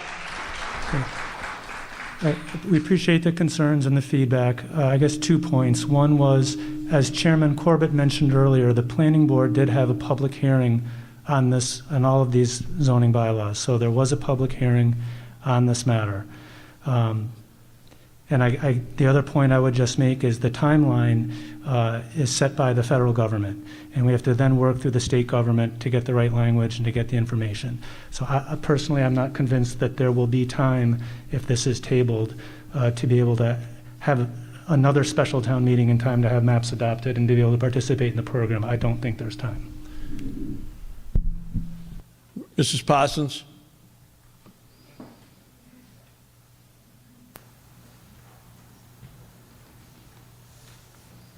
I just want to say that in reading the National Flood Insurance Program, there is a probationary period. This isn't an end-all, be-all that we have to do this tonight. If we don't do it, we have a certain amount of time to get it done. This isn't something that has to be rushed. But I would say, if you don't want to vote these, then you must take part with the Planning Board and Zoning Board of Appeals, because once these are voted, the Zoning Board of Appeals has to go by the zoning bylaw. And if you don't like something in it, it's tough luck. So you have to think about this now. Seeing no further discussion, this needs a 2/3 vote. The first action will come on adopting the article. I'm sorry, Mr. Lapp, you want to make one more comment? I just want to clarify, because our general town council has just confirmed with our land use council, to be in effect, to have the opportunity, it does have to be voted tonight. I just want everybody to be clear. Thank you. The first action will come on the motion made by the chairman of the planning board to adopt this article. If it's in favor, we need a 2/3 vote. All those in favor of adopting Article 46, as stated in the warrant, signify with the show of hands. All those opposed to Article 46, you have voted in this room to turn down the motion. In the gymnasium? The vote stays the same. Turn down the motion. You have voted to turn down, but I lost my word for it. Pass over, you have voted not to adopt the motion. Article 47. Yes, sir. We have voted to not adopt Article 46.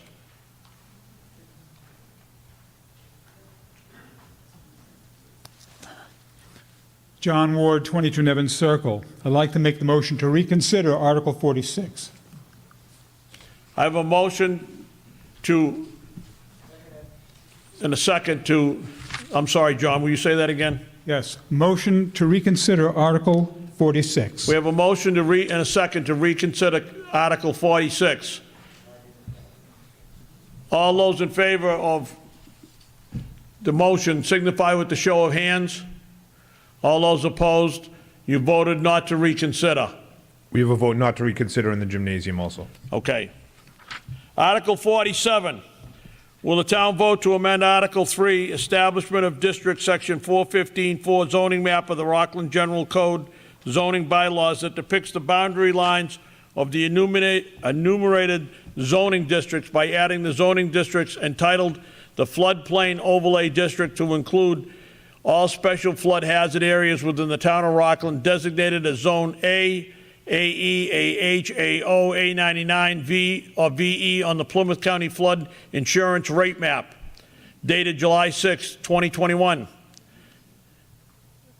The exact boundaries of the district shall be defined as the 1% chance base flood elevations shown and further defined by the Plymouth County Flood Insurance Study report dated July 6, 2021. Doug, is that the right address, or should it be 2020? That's correct. 2021, okay.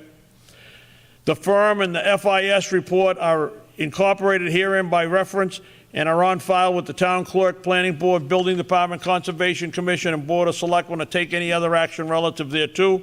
The explanation: the Board of Selectmen are proposing a change to the town zoning bylaws to establish a floodplain overlay district that is required in order to maintain eligibility for flood insurance programs and in order to regulate structures or uses in areas that are prone to flooding.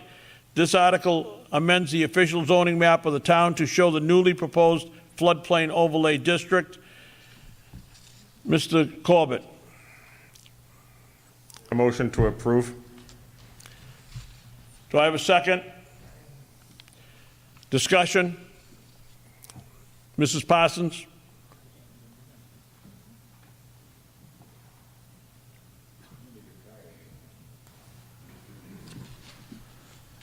Mary Parsons, 754 Union Street, and it's the same issues for this article. There are no definitions of the A, E, A, O, and I know what a Zone A is, but a lot of people don't. So it does tell us to go look it up in the National Flood Insurance Program, which I did do, and it's 45 pages that you have to read. So thank you. Any further discussion? Any discussion in the gymnasium? There is no discussion. Seeing no further discussion, the first vote will be to adopt the article as motioned by the chairman of the planning board. All those in favor of adopting Article 47 signify with the show of hands. All those opposed, you have voted not to adopt Article 47. The vote was not to adopt in the gymnasium. Thank you.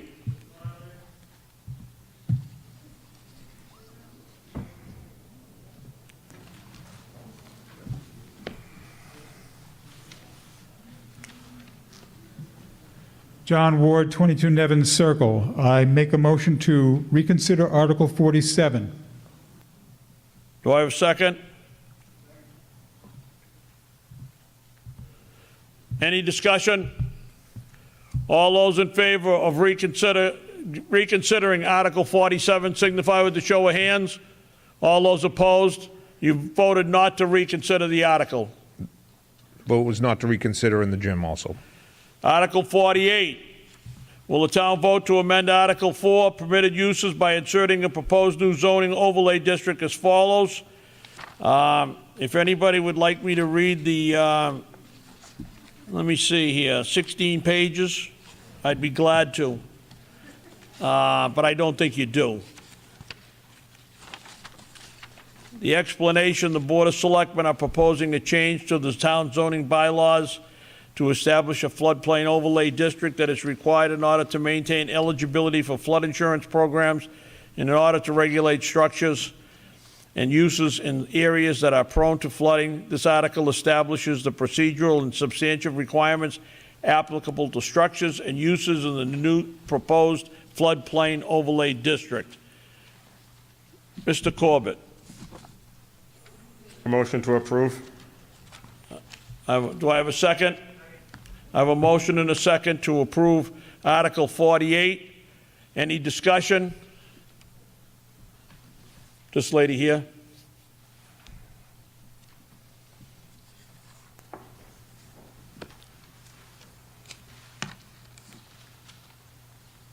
Sherry Valley, 411 Pond Street. This article addresses building in Zone A, and I just want everyone to understand that Zone A is where we get our drinking water from. I recommend you reject this article. Any further discussion?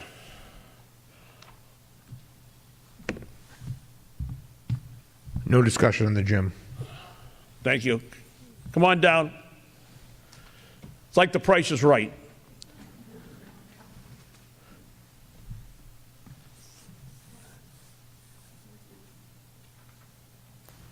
It's a wonder I can see you since I've had 3 surgeries on this eye just recently. Charlene Judge, 624 Forest Street, just around Reservoir Park Drive, in case anybody is aware of that area. I'm also a member of the Conservation Commission. And I will tell you right now, it's good to have the insurance and all that, but whenever any project comes up, whether it's commercial or residential, we on the Conservation Commission are there to make sure that the property is properly developable.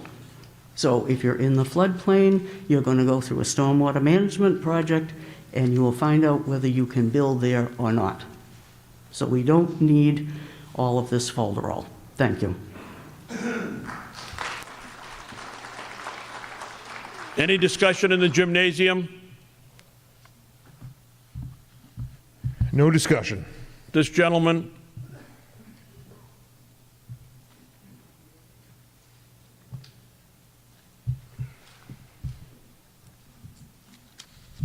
Hi, I'm Chris Fulton. I live at 290 Reed Street.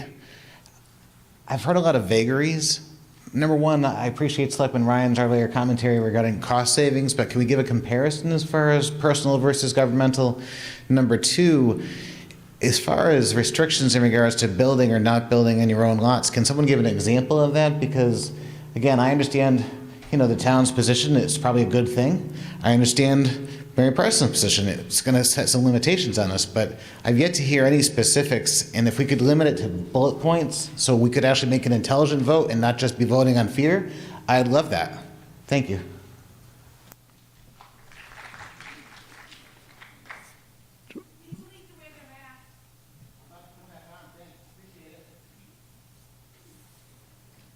Is there anybody can answer the question or his?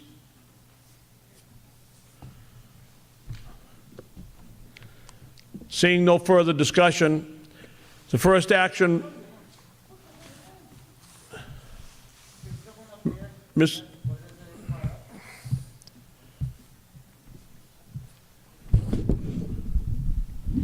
Hi, good evening. I think we just need clarification on the question, exactly what you're asking to determine whether or not it's a legal question or if it's a policy question, to make sure that there's an appropriate response.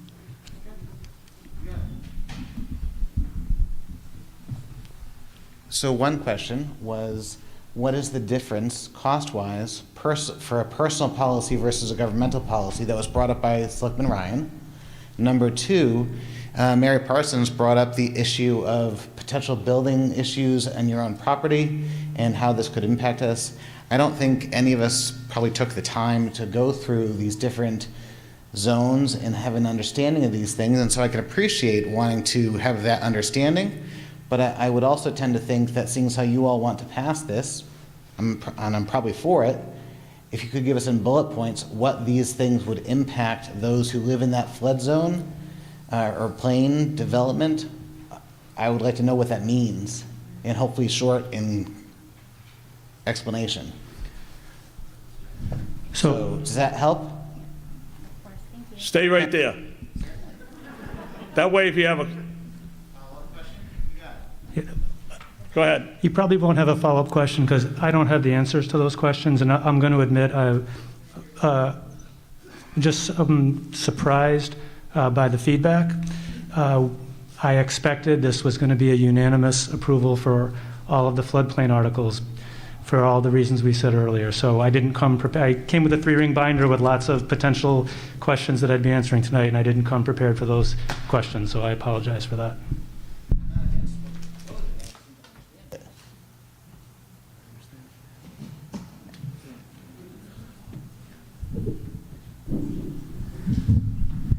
So this bylaw is basically, most of the other surrounding communities have adopted basically the same type of bylaw. I mean, I don't have time to go through the whole bylaw in depth, but in general, it basically, if you're in a flood zone, it potentially sets limitations on building or rebuilding within that flood zone. So you're not grandfathered in by current buildings that are already on the property? I'm sorry? So you're not grandfathered in by buildings like sheds or other things that are on your property, pre-existing? Yes, you potentially are. Yeah, we're talking about new building or rebuilding. That's what it would potentially affect. So Okay. I think it's helpful to even understand what the word overlay means, right? So what it is basically an overlay is there's existing zoning bylaws that exist within the town that are already present. What this does is it goes on top of those zoning bylaws. It was recommended by the Metro Planning Council, which means that basically 101 other cities and towns have adopted similar types of bylaws in this area. So it's a carrot piece, which is that if you're adopting this bylaw, you're eligible for that federally funded, federally backed loans in order to make improvements on your homes within that floodplain. I am not an expert in this area at all. I am general town council, not land use council, but that's generally what it does. It allows the town to be eligible for that federally backed program. And if we know anything about loans, you know that generally, and I'm speaking in general terms, not in specific terms, generally federally backed programs, like with federally backed student loans, et cetera, have a lower rate on them if you're required to get that type of insurance. And in this specific instance, that's flood insurance. So that's the piece of it where if you adopt this, you're then eligible for that federal program. Okay, so that's why it's recommended, that's why it was recommended, and that's why it was recommended on this warrant. In order to meet that deadline, it needs to be passed now, is my understanding. And when is that deadline? I don't have that specific information, but I apologize. I was not prepared, and I think that even this panel will all admit that we were not prepared for the amount of pushback on this. It's been pro forma, so to speak, in terms of this type of an overlay, where it's something where the planning board has recommended it. So I understand and I appreciate that you're asking these questions, and I think some education really needs to be done in this area, obviously based on the feedback that we're getting here today. I just want to make sure that we have those resources available to you. It's not necessarily a legal question. You're asking more of a fact-based question, which I don't have the answer to. Can the committee provide an example of a negative repercussion if this were passed that other towns have experienced?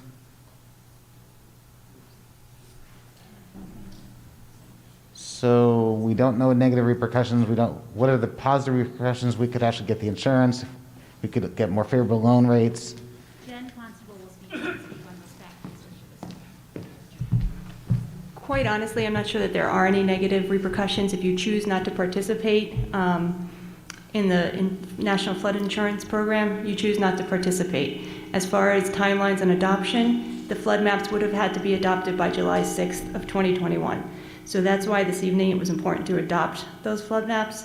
I think that answers your question. And as far as rates go, I can't really answer that question other than tell you that it would have been another option. So we have 60 days between now and the final deadline. Is that right? Well, that's the map that you just shared. So, okay. Thank you.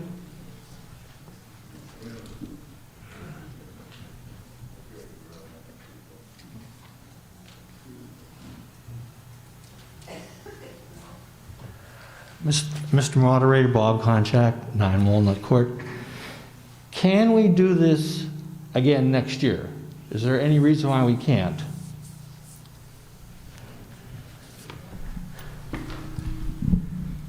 I believe that we are limited to the time frame put out by FEMA.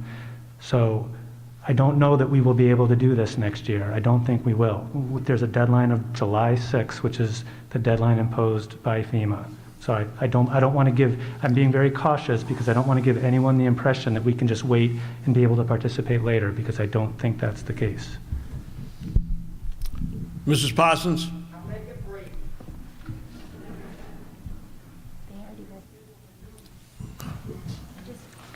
Charlene Judge from the Conservation Commission came up here, and basically a lot of this is in conflict with the actual Mass DEP and EPA. I think that's what your question may have been remarking on. They're talking about insurance rates, but all 10 pages have new construction can be here and it can be done a certain way in your zone A, and that's an issue. Now you're talking about building right on top of the little area that's around our water supply that doesn't have any buildings on it. You're talking about building in and next to a river which has a 200-foot riverfront away from, which is Concom and DEP. So there's conflicts of interest here. And yes, in the National Flood Insurance Program, they talk about probation, 6 months in a timeline. And it was on the news last week that they're going by individual homes. You might not be in a flood zone, but your next door neighbor might be. And yes, those on the ocean and oceanfront are going to get hit with thousands of dollars of flood insurance premiums. So there's a conflict here between what EPA and DEP will allow in a flood zone or a zone A or all of their definitions and what the National Flood Insurance Program is saying. And that needs to be addressed. Thank you.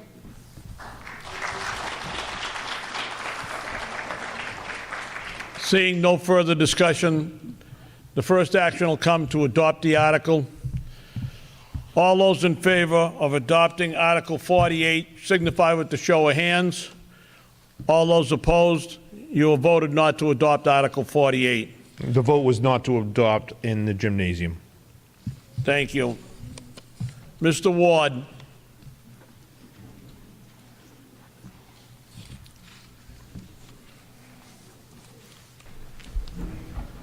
John Ward, 22 Nevins Circle, a motion to reconsider Article 48.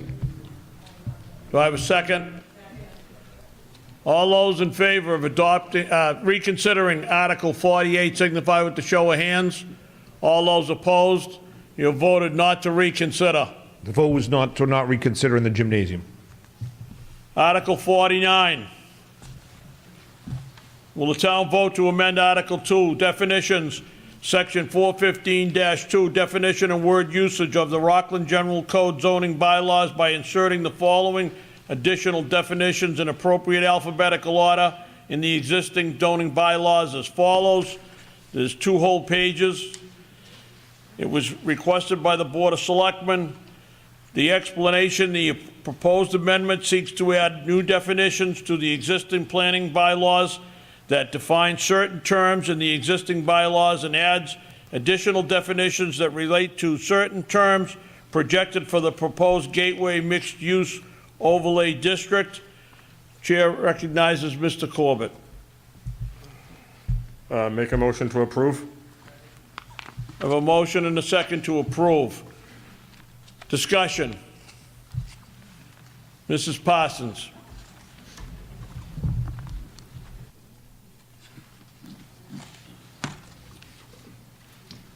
This is an overlay district presented by A.W. Perry for their land on Commerce Road in Rockland and their land on Commerce Road in Hingham. We have half a map here. We do not know what is proposed for the land in Hingham, but we do know that there's no table of permitted uses for us to see what is approved to be put in and what is not approved to be built in it. I'm sorry, but A.W. Perry is like the Blue Cross Blue Shield deal all over again. 2 cruisers and an ambulance, and Hingham gets a payment in lieu of taxes every single year. I'm asking you to vote no on Articles 49 through 54 until A.W. Perry lets the residents partake and we get to see what's going to be built in the Hingham side too. Thank you. Before we go any further, I have, is it Ralph Wilmer here from the Metropolitan Area Planning Council?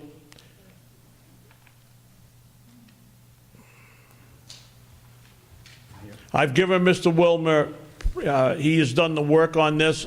I have given him permission to speak tonight on this article. Mr. Wilmer. Thank you. For the record, Ralph Wilmer, Principal Planner with the Metropolitan Area Planning Council.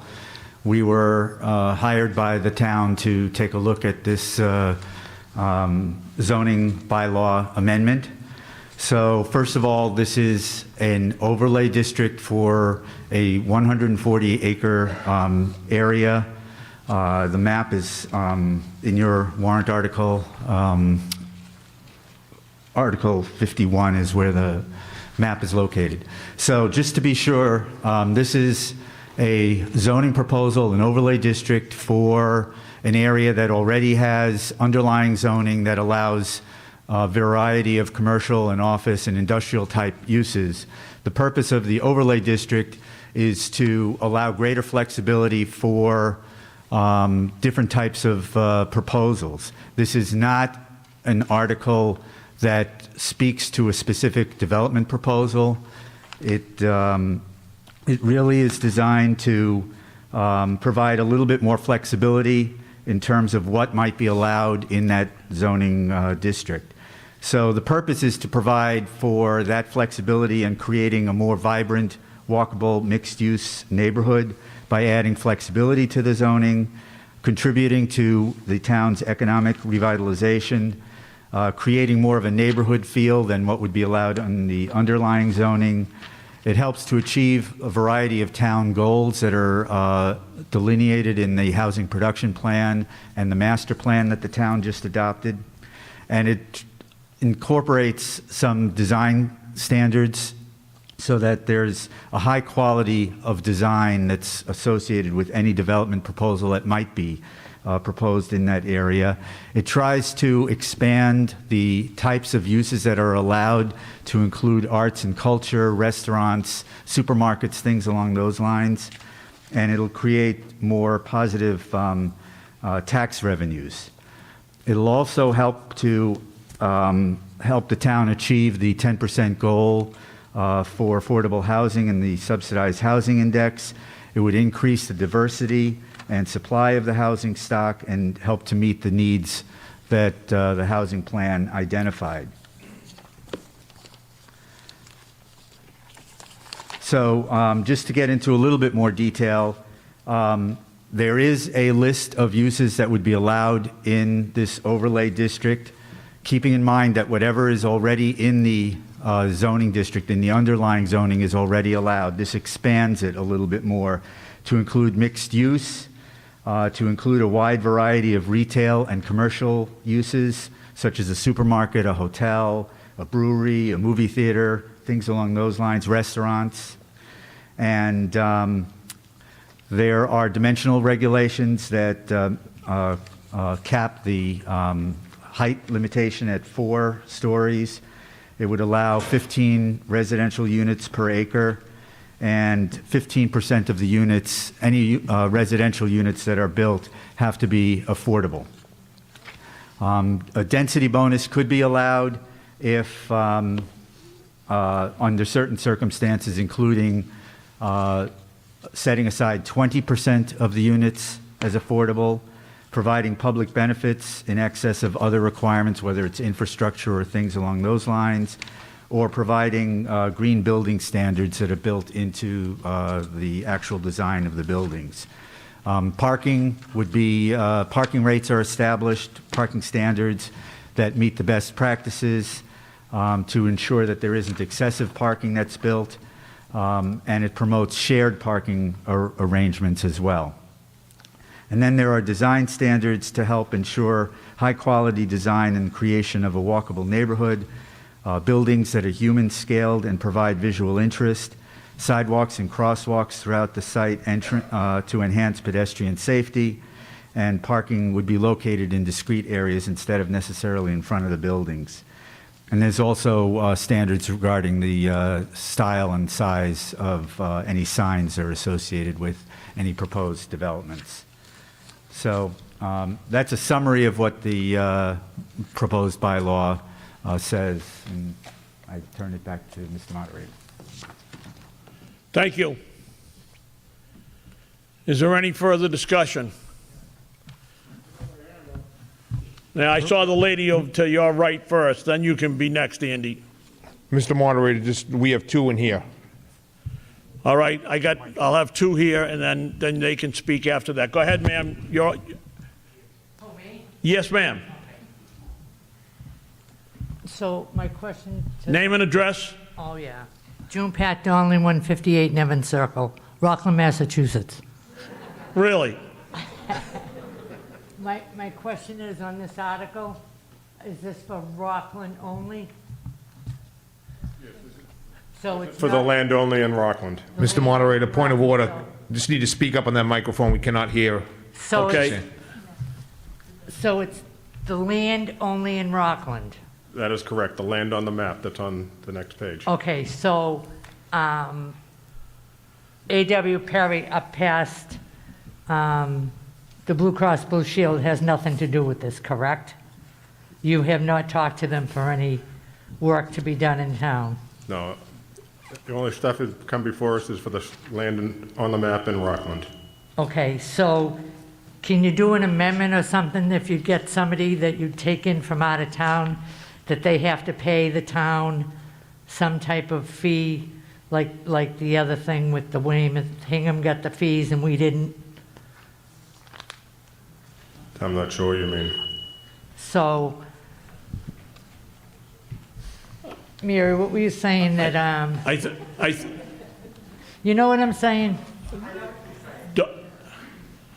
Town council, what I think she's asking is, she wants to amend this to say that Rockland would get, if anything in Hingham, to go with this article, it's all in, this article is in Rockland, as I understand. Correct. Okay, and she wants to know if they build in Hingham bordering this, that we can get a payment in lieu of taxes. Mr. Moderator, so this article is just definition, so that's outside the scope for this article. Well, let me take it one step further, because it's going to come up. In one of the future articles, can it ever be amended that we can say what goes on in Hingham? No. This is obviously, no. Obviously, this is Rockland Town Meeting, so this is only anything that, any use within Rockland.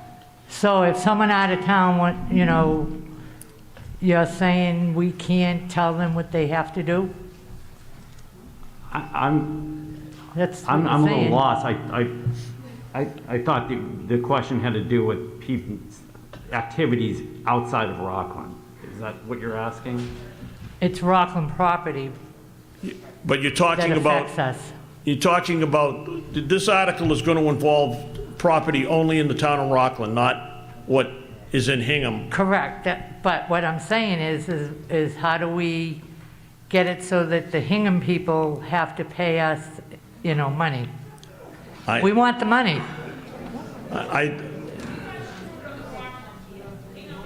Excuse me, somebody's talking.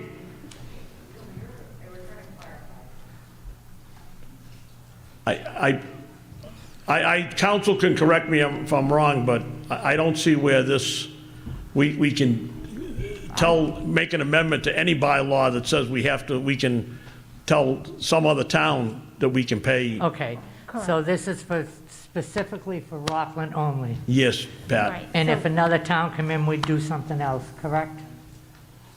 There's no way another town is going to come in here to, the only No, thing you we're know going what to, I mean. the only zoning bylaw.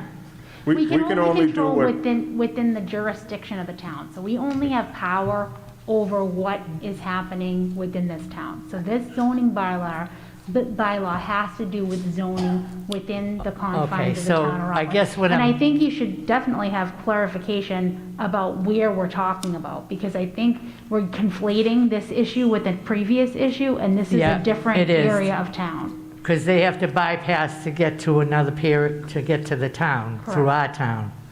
But they don't want to pay us. So don't let them come in. Mr. Tranafello.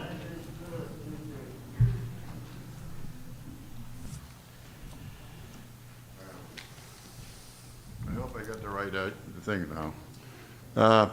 Be very careful when you're talking about A.W. Perry.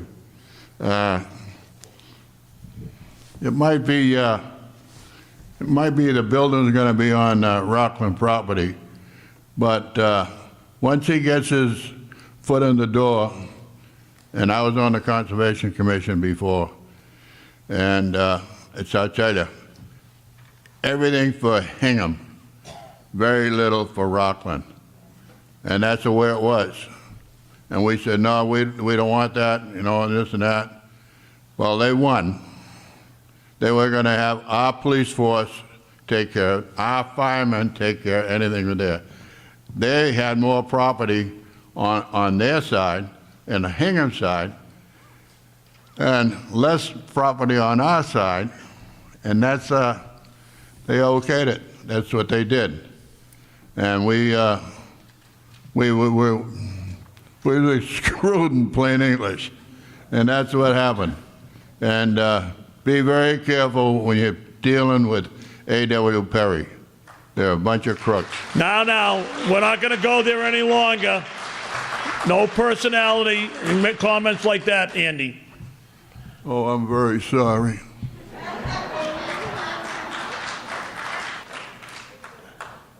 Tom, in the gym, do you have people that want to speak? Mr. Moderator, we have 3 people to speak. Okay, take them in order, however. Okay.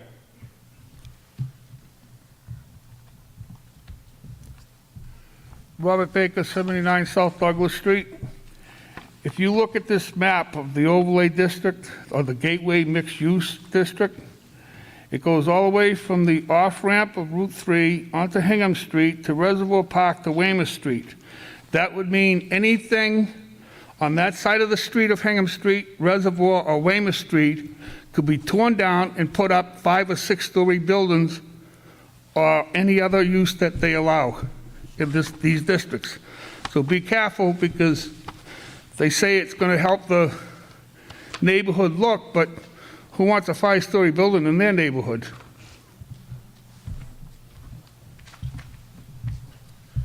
Mr. Moderator, next speaker. Okay.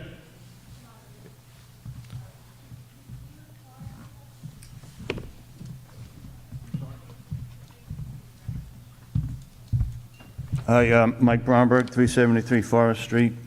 I see one of the definitions is a community facility. It's a nonprofit. And this area currently is all zoned for commercial. So my question is, if a nonprofit goes in there, will they be paying taxes to the town of Rockland? I'm going to have to ask that of either town council or MAPC if they can answer that question. I don't have a specific answer on the community facility. That may depend upon what is actually developed there. The purpose of adding a community facility was to, provide for arts and cultural type uses, or daycare of some sort, or meeting facilities, things along those lines. Whether or not they pay taxes, I'm not sure what the answer to that is.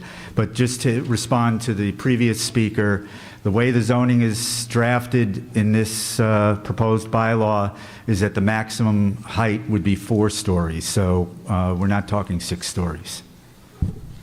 Doug Lapp.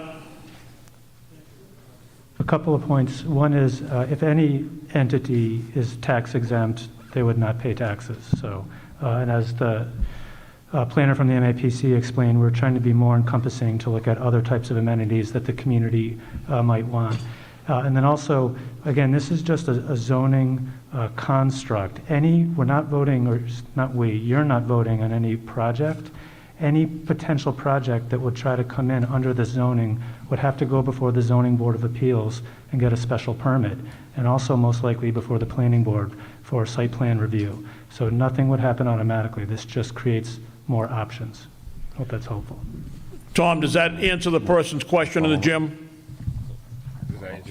Yeah, can I follow up? Yes, that answers his question. He has additional questions. Okay. So for the MAPC, I know a few years ago, you folks did a study and said we're maxed out on our bedrooms in this town and that we need more commercial. So does it really make sense to change a commercial zoned area into a mixed use with more residential bedrooms?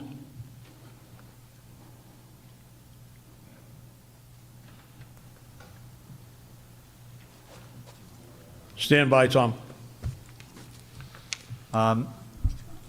First of all, I don't think that we're maxed out on the number of bedrooms or housing in anywhere in the metropolitan area. We have a housing shortage. That's the problem. But by trying to propose a zoning district like this, what we're trying to do is create more opportunities so that the economics work to enhance the possibility of more commercial building as well, through allowing mixed use that has the combination of residential and commercial.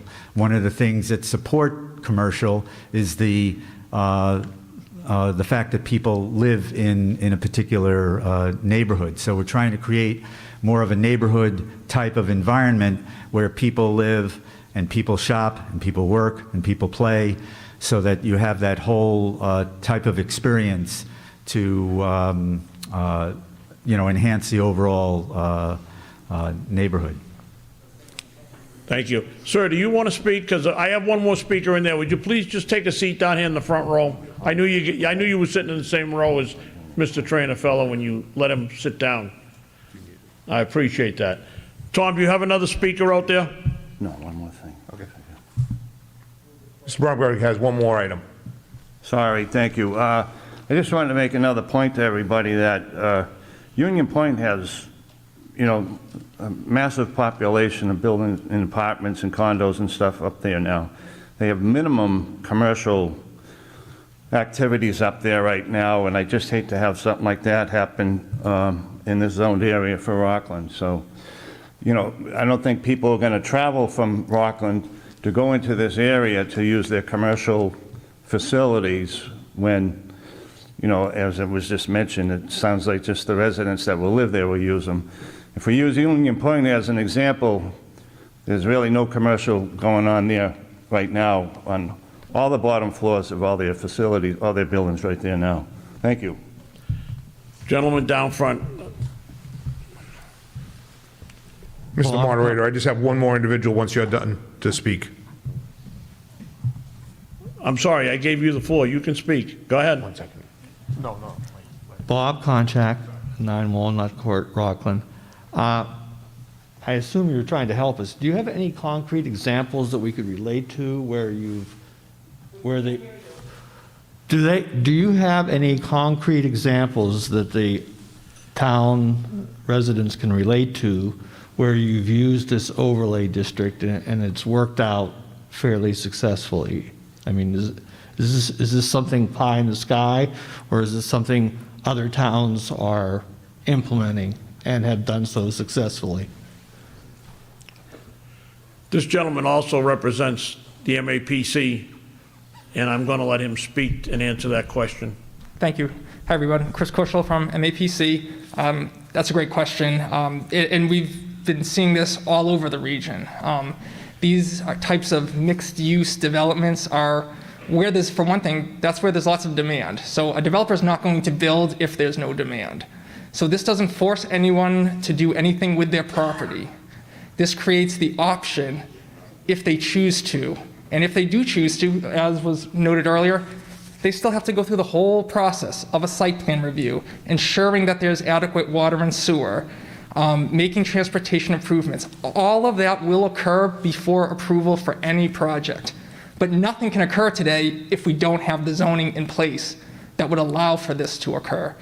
So there are a number of places, whether it's an overlay district, Reading is doing it, Woburn is doing it. I mean, I could go on and probably name every community within our region, and they're doing it in different context-sensitive ways. So in some towns, it might be 3 stories, some towns 4, some towns 10, obviously not here. So it is occurring, to answer your question. Thank you. Gentleman up back with the yellow vest.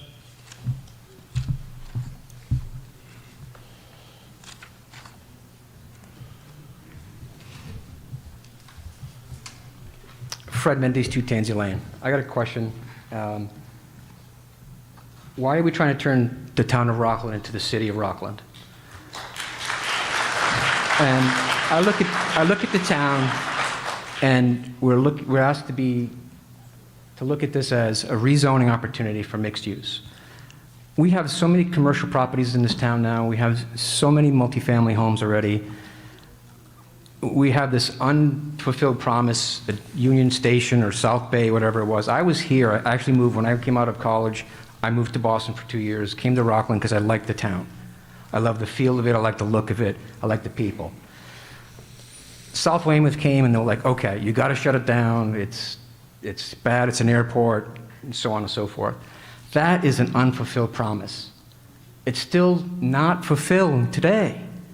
If you want multicultural opportunities, if you want multifamily opportunities, if you want commercial opportunities, that's sitting there wide open. These developers, they don't care about you and I. They care about themselves. So I look at this and say, don't turn the town of Rockland into the city of Rockland. We moved here, we love it here because it's the town of Rockland. What's enough? We have 18,000 people in the town of Rockland. Is it 20,000, 25,000, 30,000, 40,000? How many businesses do we need? How many restaurants do we need? I mean, look at Union Street. We can develop that first before we develop anywhere else in this town. We have, and I was told on Friday that no water usage for the summer outside. How are all these developments going to survive with no water use or overuse sewage? I say from now, from this article to 54, vote no. Thank you.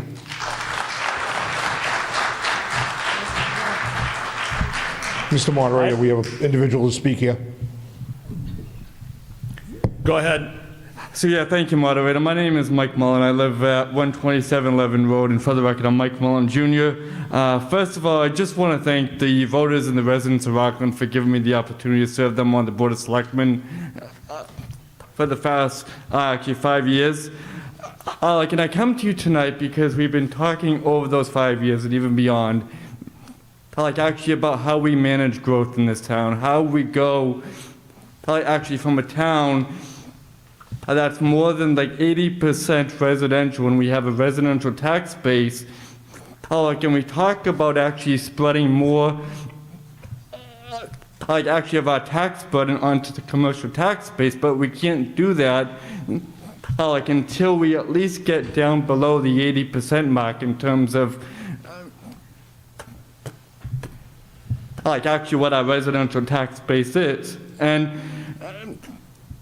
and as I think Ralph mentioned tonight, exactly what we're talking about is what we talked about actually 4 years ago in doing a 40R district in our downtown. And at the time, and we still know even today that that's not a panacea, but it's a tool. And it's a tool that we're able to now use to attract development, good development.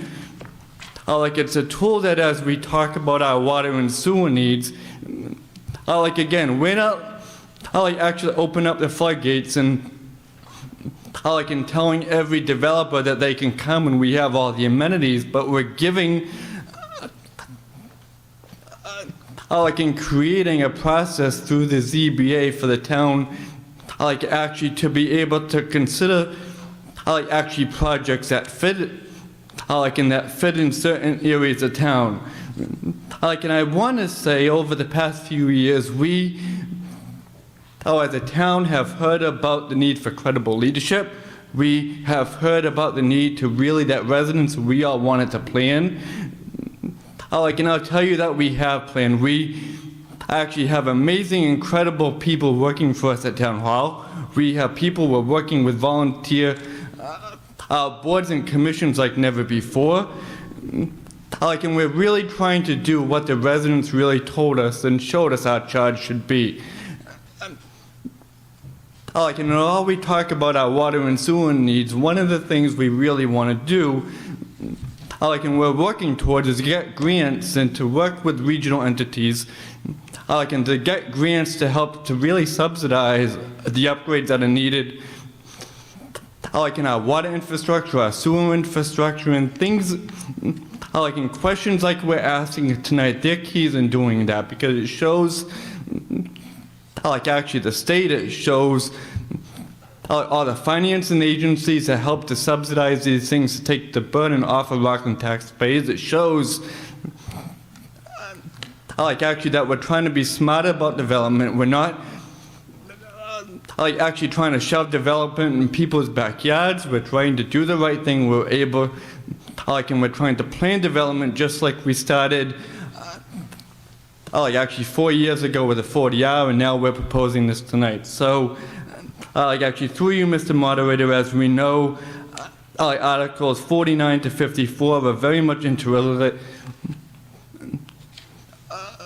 I believe they're very good for Rockland, and it really advances what we collectively have been working on these last few years.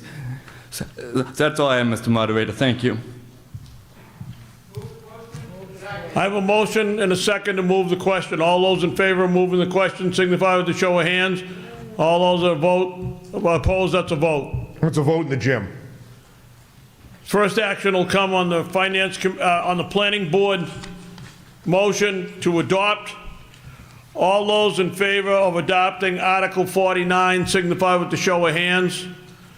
All those opposed, you voted not to adopt Article 49. The vote was not to adopt Article 49 in the gymnasium. Article 50.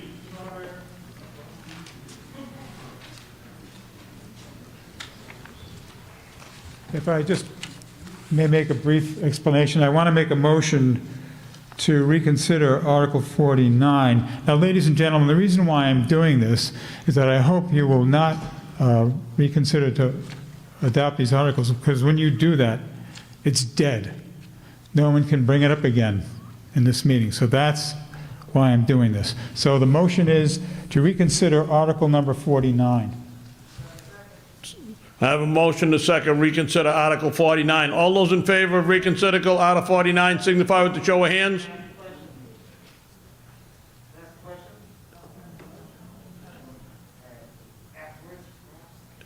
All those in favor of reconsidering Article 49 signify with the show of hands. All those opposed, you voted not to reconsider. The vote was to not reconsider in the gym. Mr. O'Loughlin? Mr. Moderator, You got to speak up, Mike. Mr. Moderator, I'd like to make a motion to indefinitely postpone the following articles: number 50, 51, 52, 53, and 54.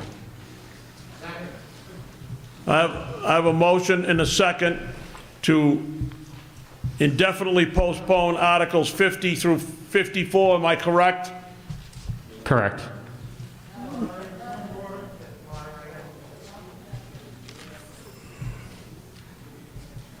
Mr. Ward. John Ward, 22 Nevins Circle.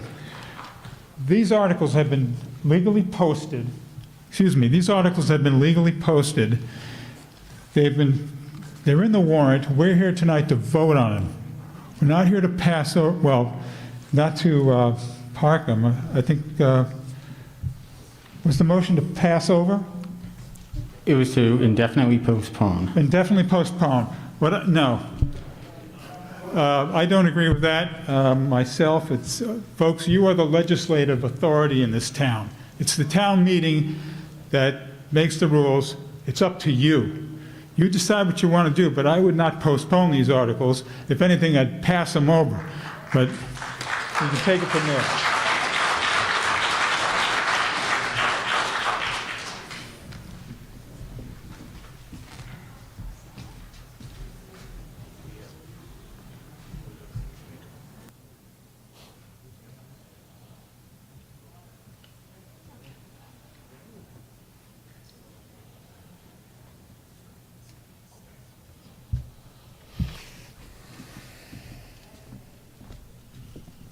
The motion on the floor. Go ahead. Do you want to speak? Oh, certainly.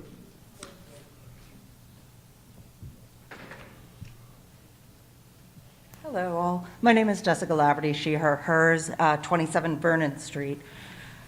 To a couple points. First being, all of you have expressed that you were shocked that everybody had such of opposition to the floodplain vote. And to that, I'm shocked, frankly, because it's not, I'm a person who actually lived on the ocean and had to take part in the national floodplain. Ma'am, are we talking about? Yes, I'm getting there. And I understand the benefits to it. But as you just said, you have a July 6th. After much prodding by this gentleman, you have a July 6th deadline. And yet you're willing to postpone what we're supposed to be voting on now that you know we're all opposed to, but you wouldn't postpone that. And I understand that none of you know exactly when the deadline is, and I understand the duress that we've all been under with COVID, but I think you don't understand the lack of trust we have for you. You don't understand that we're saying, Ma'am. Just give me one moment, sir. I'm gonna come right back, I promise.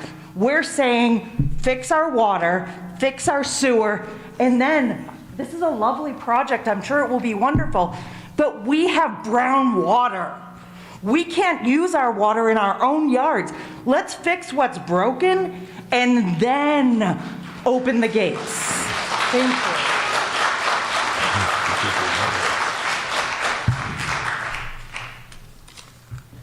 We have a motion and a second to indefinitely postpone Articles 50 through 54. All those in favor of indefinitely postponing Articles 50 through 54 signify with the show of hands. All those against, you have voted not to adopt that motion. Excuse me, Mr. Ward. Mr. Moderator, the same goes in the gym. Thank you.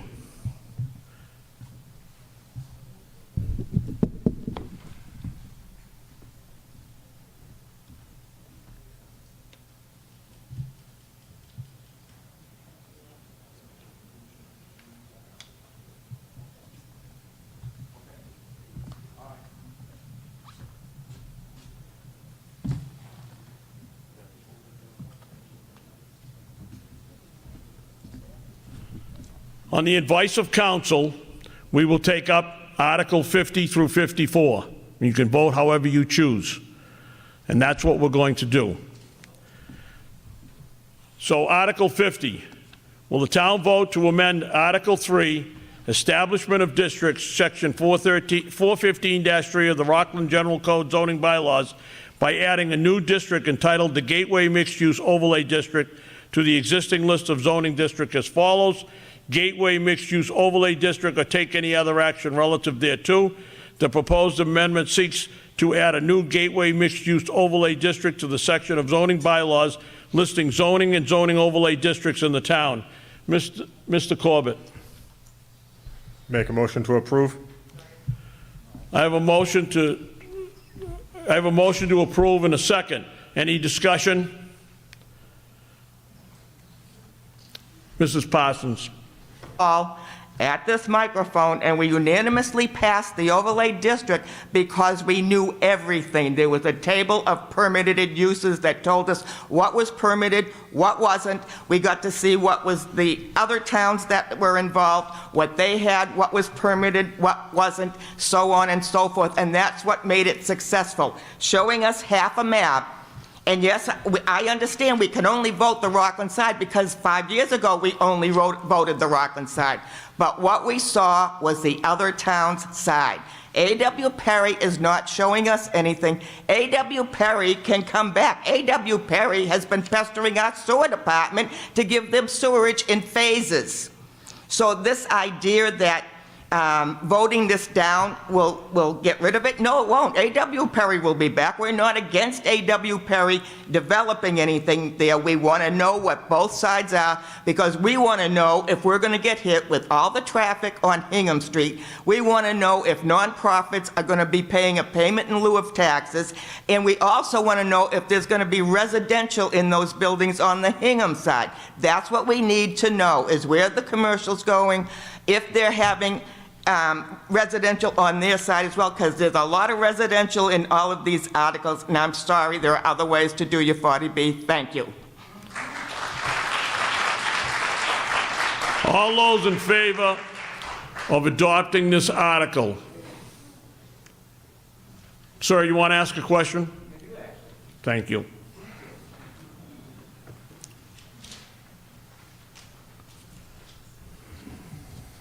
Out of curiosity, is it the hope of bringing in, oh, sorry, thank you, appreciate it. Chris Fulton, only second time ever coming to the microphone, 290 Reed Street. Is the hope by having this new mixed-use area to generate more revenue for the town? It would actually help us in regards to the water issues, because it's a concern when you see a report, for instance, that came out in February saying about the PFAS and the drinking water and things of that nature. And when all of us think that there's going to be a greater strain and demand on the system, that puts us at a concern. And I think there was a nice young lady who came up somewhere back there and talked a little bit about that. But is that the hope, that this would actually generate revenues that would help amend and fix some of these system issues that we face?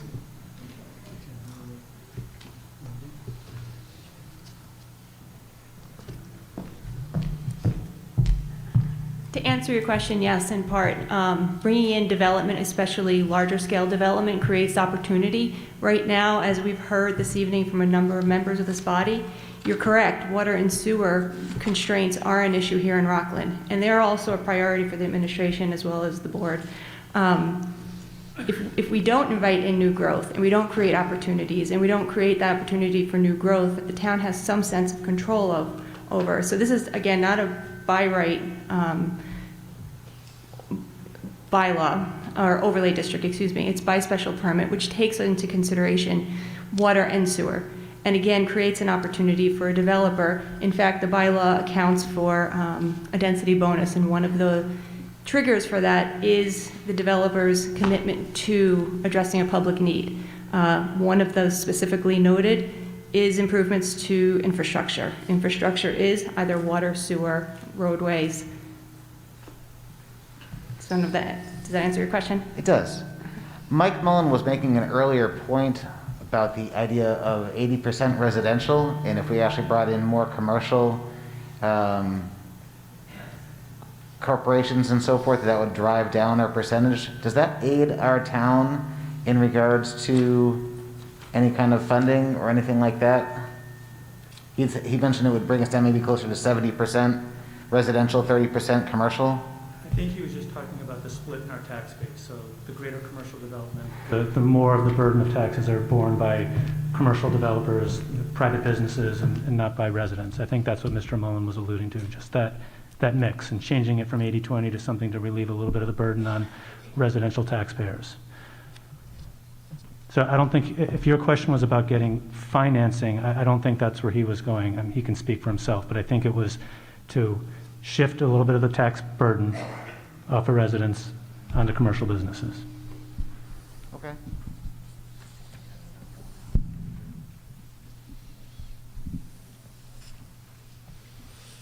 Yes, ma'am.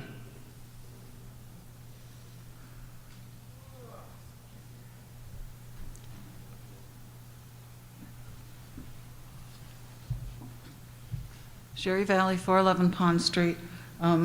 I do have a lot of feelings on all these articles, and I will bring them up as we get to them, but on this particular article, I'd like to say that the new zoning is not really necessary, because we currently have a process in place with the zoning board and all the other boards on reviewing building that exceeds our current bylaws. So we don't need a new zone to bypass the bylaws.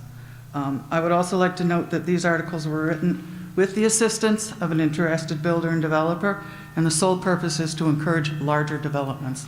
And for that, I recommend you reject this article. Anyone else? Come on down. Mr. Moderator, from the gym, we have one person that would like to speak after this person. Okay, thank you.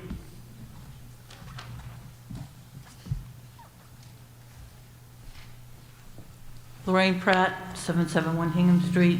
I also am on the Conservation Commission, and I just want to educate some of you here that if you look at this area, you may think it's on the other side of Hingham Street, but it feeds our reservoir. It feeds our water supply. And if you look at the corner of Commerce Drive right now, you can see where a bunch of trees have been taken down. If you don't believe me, we've just come out of a drought. You can see the pond that was made by whoever took the trees down, and the water is sitting there. This is a sensitive area, and being that the last couple of years, we've had drought conditions, I mean, we have to think about our water supply. Our drinking water right now, we can't even drink it. So I can't see where this is not going to affect our water. Thank you. Tom, go ahead with the speaker in the gymnasium. Okay, Mr. Moderator, here he is. Robert Baker, 79 South Douglas Street. If everybody looks on page 78 for the table of dimension and density requirements, right now we have a 110-foot frontage. They're talking minimum of 75 feet. Did we spend a lot of money fighting someone on Concord Street over frontage? In the front yard depth is 5 feet, 10 foot for a side.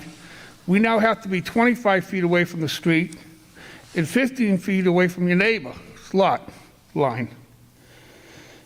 And the maximum distance between building lot to include parking spaces is 20 feet.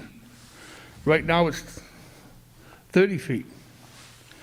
So they're changing all the zoning laws for this developer, not the town. It's for one specific developer. I don't think it's right.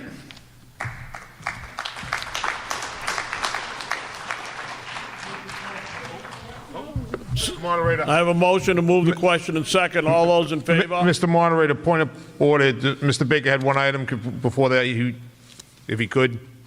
No, we've had the motion and the second. We're going to move the question. All those in favor of moving the question? All those opposed? That's a vote. The first action will come on the Finance Committee, on the Planning Board. All those in favor of adopting Article 50 signify with the show of hands. All those opposed? You voted not to adopt Article 50. The vote was not to adopt in the gymnasium. Article 51. Will the town vote to amend Article 3, Establishment of Districts, 415-4 zoning map of the Rockland General Code zoning bylaws that depicts the boundary lines of existing zoning districts by adding to the map a new zoning overlay district entitled the Gateway Mixed Use Overlay District to include all areas on the map entitled Gateway Mixed Use Overlay District dated February 2021 as adopted by the town of Rockland, which said map is on file with the town clerk, or take any action relative thereto.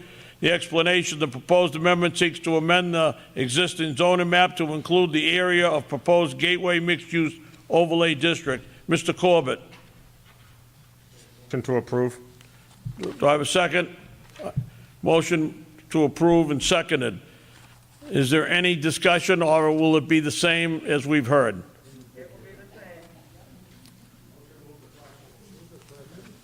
Motion to move and second. All those in favor of moving the question? Any opposed?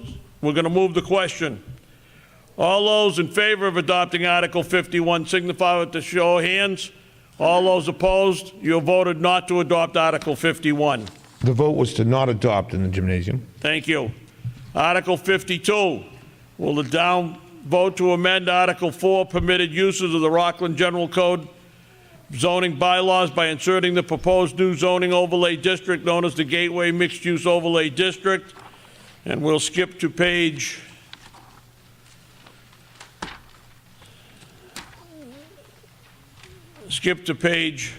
86. The proposed amendment seeks to amend the existing zoning bylaw to include a new Gateway Mixed Use Overlay District. The GMOD is proposed to overlay an area containing 140 acres of land located off Weymouth Street, Reservoir Park Drive, and Hingham Street. Developer A.W. Perry, Inc., a principal landowner, proposed in 2020 prior to the annual town meeting several zoning amendments, the purpose of which was to authorize mixed-use development, including office, retail, services, general commercial, and multifamily housing with creative, efficient, high-quality design, planning, architecture, and landscape design that would enhance the district's visual character and identity of Rockland. The town of Rockland engaged the Metropolitan Area Planning Council, a regional land planning agency, to evaluate a proposed bylaw, and during the course of 12 months reached consensus with A.W. Perry on proposed zoning amendment that is consistent with legitimate planning purposes and the goals and interests of the town. Mr. Corbett. Make a motion to approve. Do I have a second? I assume we won't have any discussion, and because it'll all be about what we've done before. Motion to move the question. Do I have a second? All those in favor? Opposed? We're going to move the question. All those in favor of adopting Article 52 signify with the show of hands. All those opposed? You voted not to adopt Article 52. The vote was not to adopt in the gymnasium. Thank you. Article 53. Will the town vote to amend Article 11, Enforcement 41589B1, Special Permits of the Rockland General Code zoning bylaws by amending existing language to delete the words that are stricken and inserting the following underlying language? It's printed before you. The explanation: the proposed amendment seeks to designate the Zoning Board of Appeals as, not and, as the special permit granting authority for proposed development in the proposed Gateway Mixed Use Overlay District. Mr. Corbett. Make a motion to approve? Any discussion? No? Move the question? Second? All those in favor of moving the question signify with the show of hands. All those opposed? We moving the question. All those in favor of adopting Article 53 signify with the show of hands. All those opposed? You voted not to approve the article. The vote was to not approve in the gymnasium also. Article 54, will the town vote to amend Article 5, Building Lot and General District Regulations 415-29, number of buildings on a single lot? And you have the language in front of you. The proposed amendment which seeks to ensure that the Zoning Board of Appeals may permit more than one principal residential building on a lot of land in a prospective development in this proposed Gateway Mixed-Use Overlay District. Mr. Corbett. Make a motion to approve? Do I have a second? All those in favor of adopting Article 54 signify with the show of hands. All those opposed, you voted not to adopt Article 54. The vote was to not adopt in the gymnasium. I need a motion to dissolve the annual town meeting. Second. Motion and a second. All those in favor? It's a vote. Thank you. Folks, thank you so much.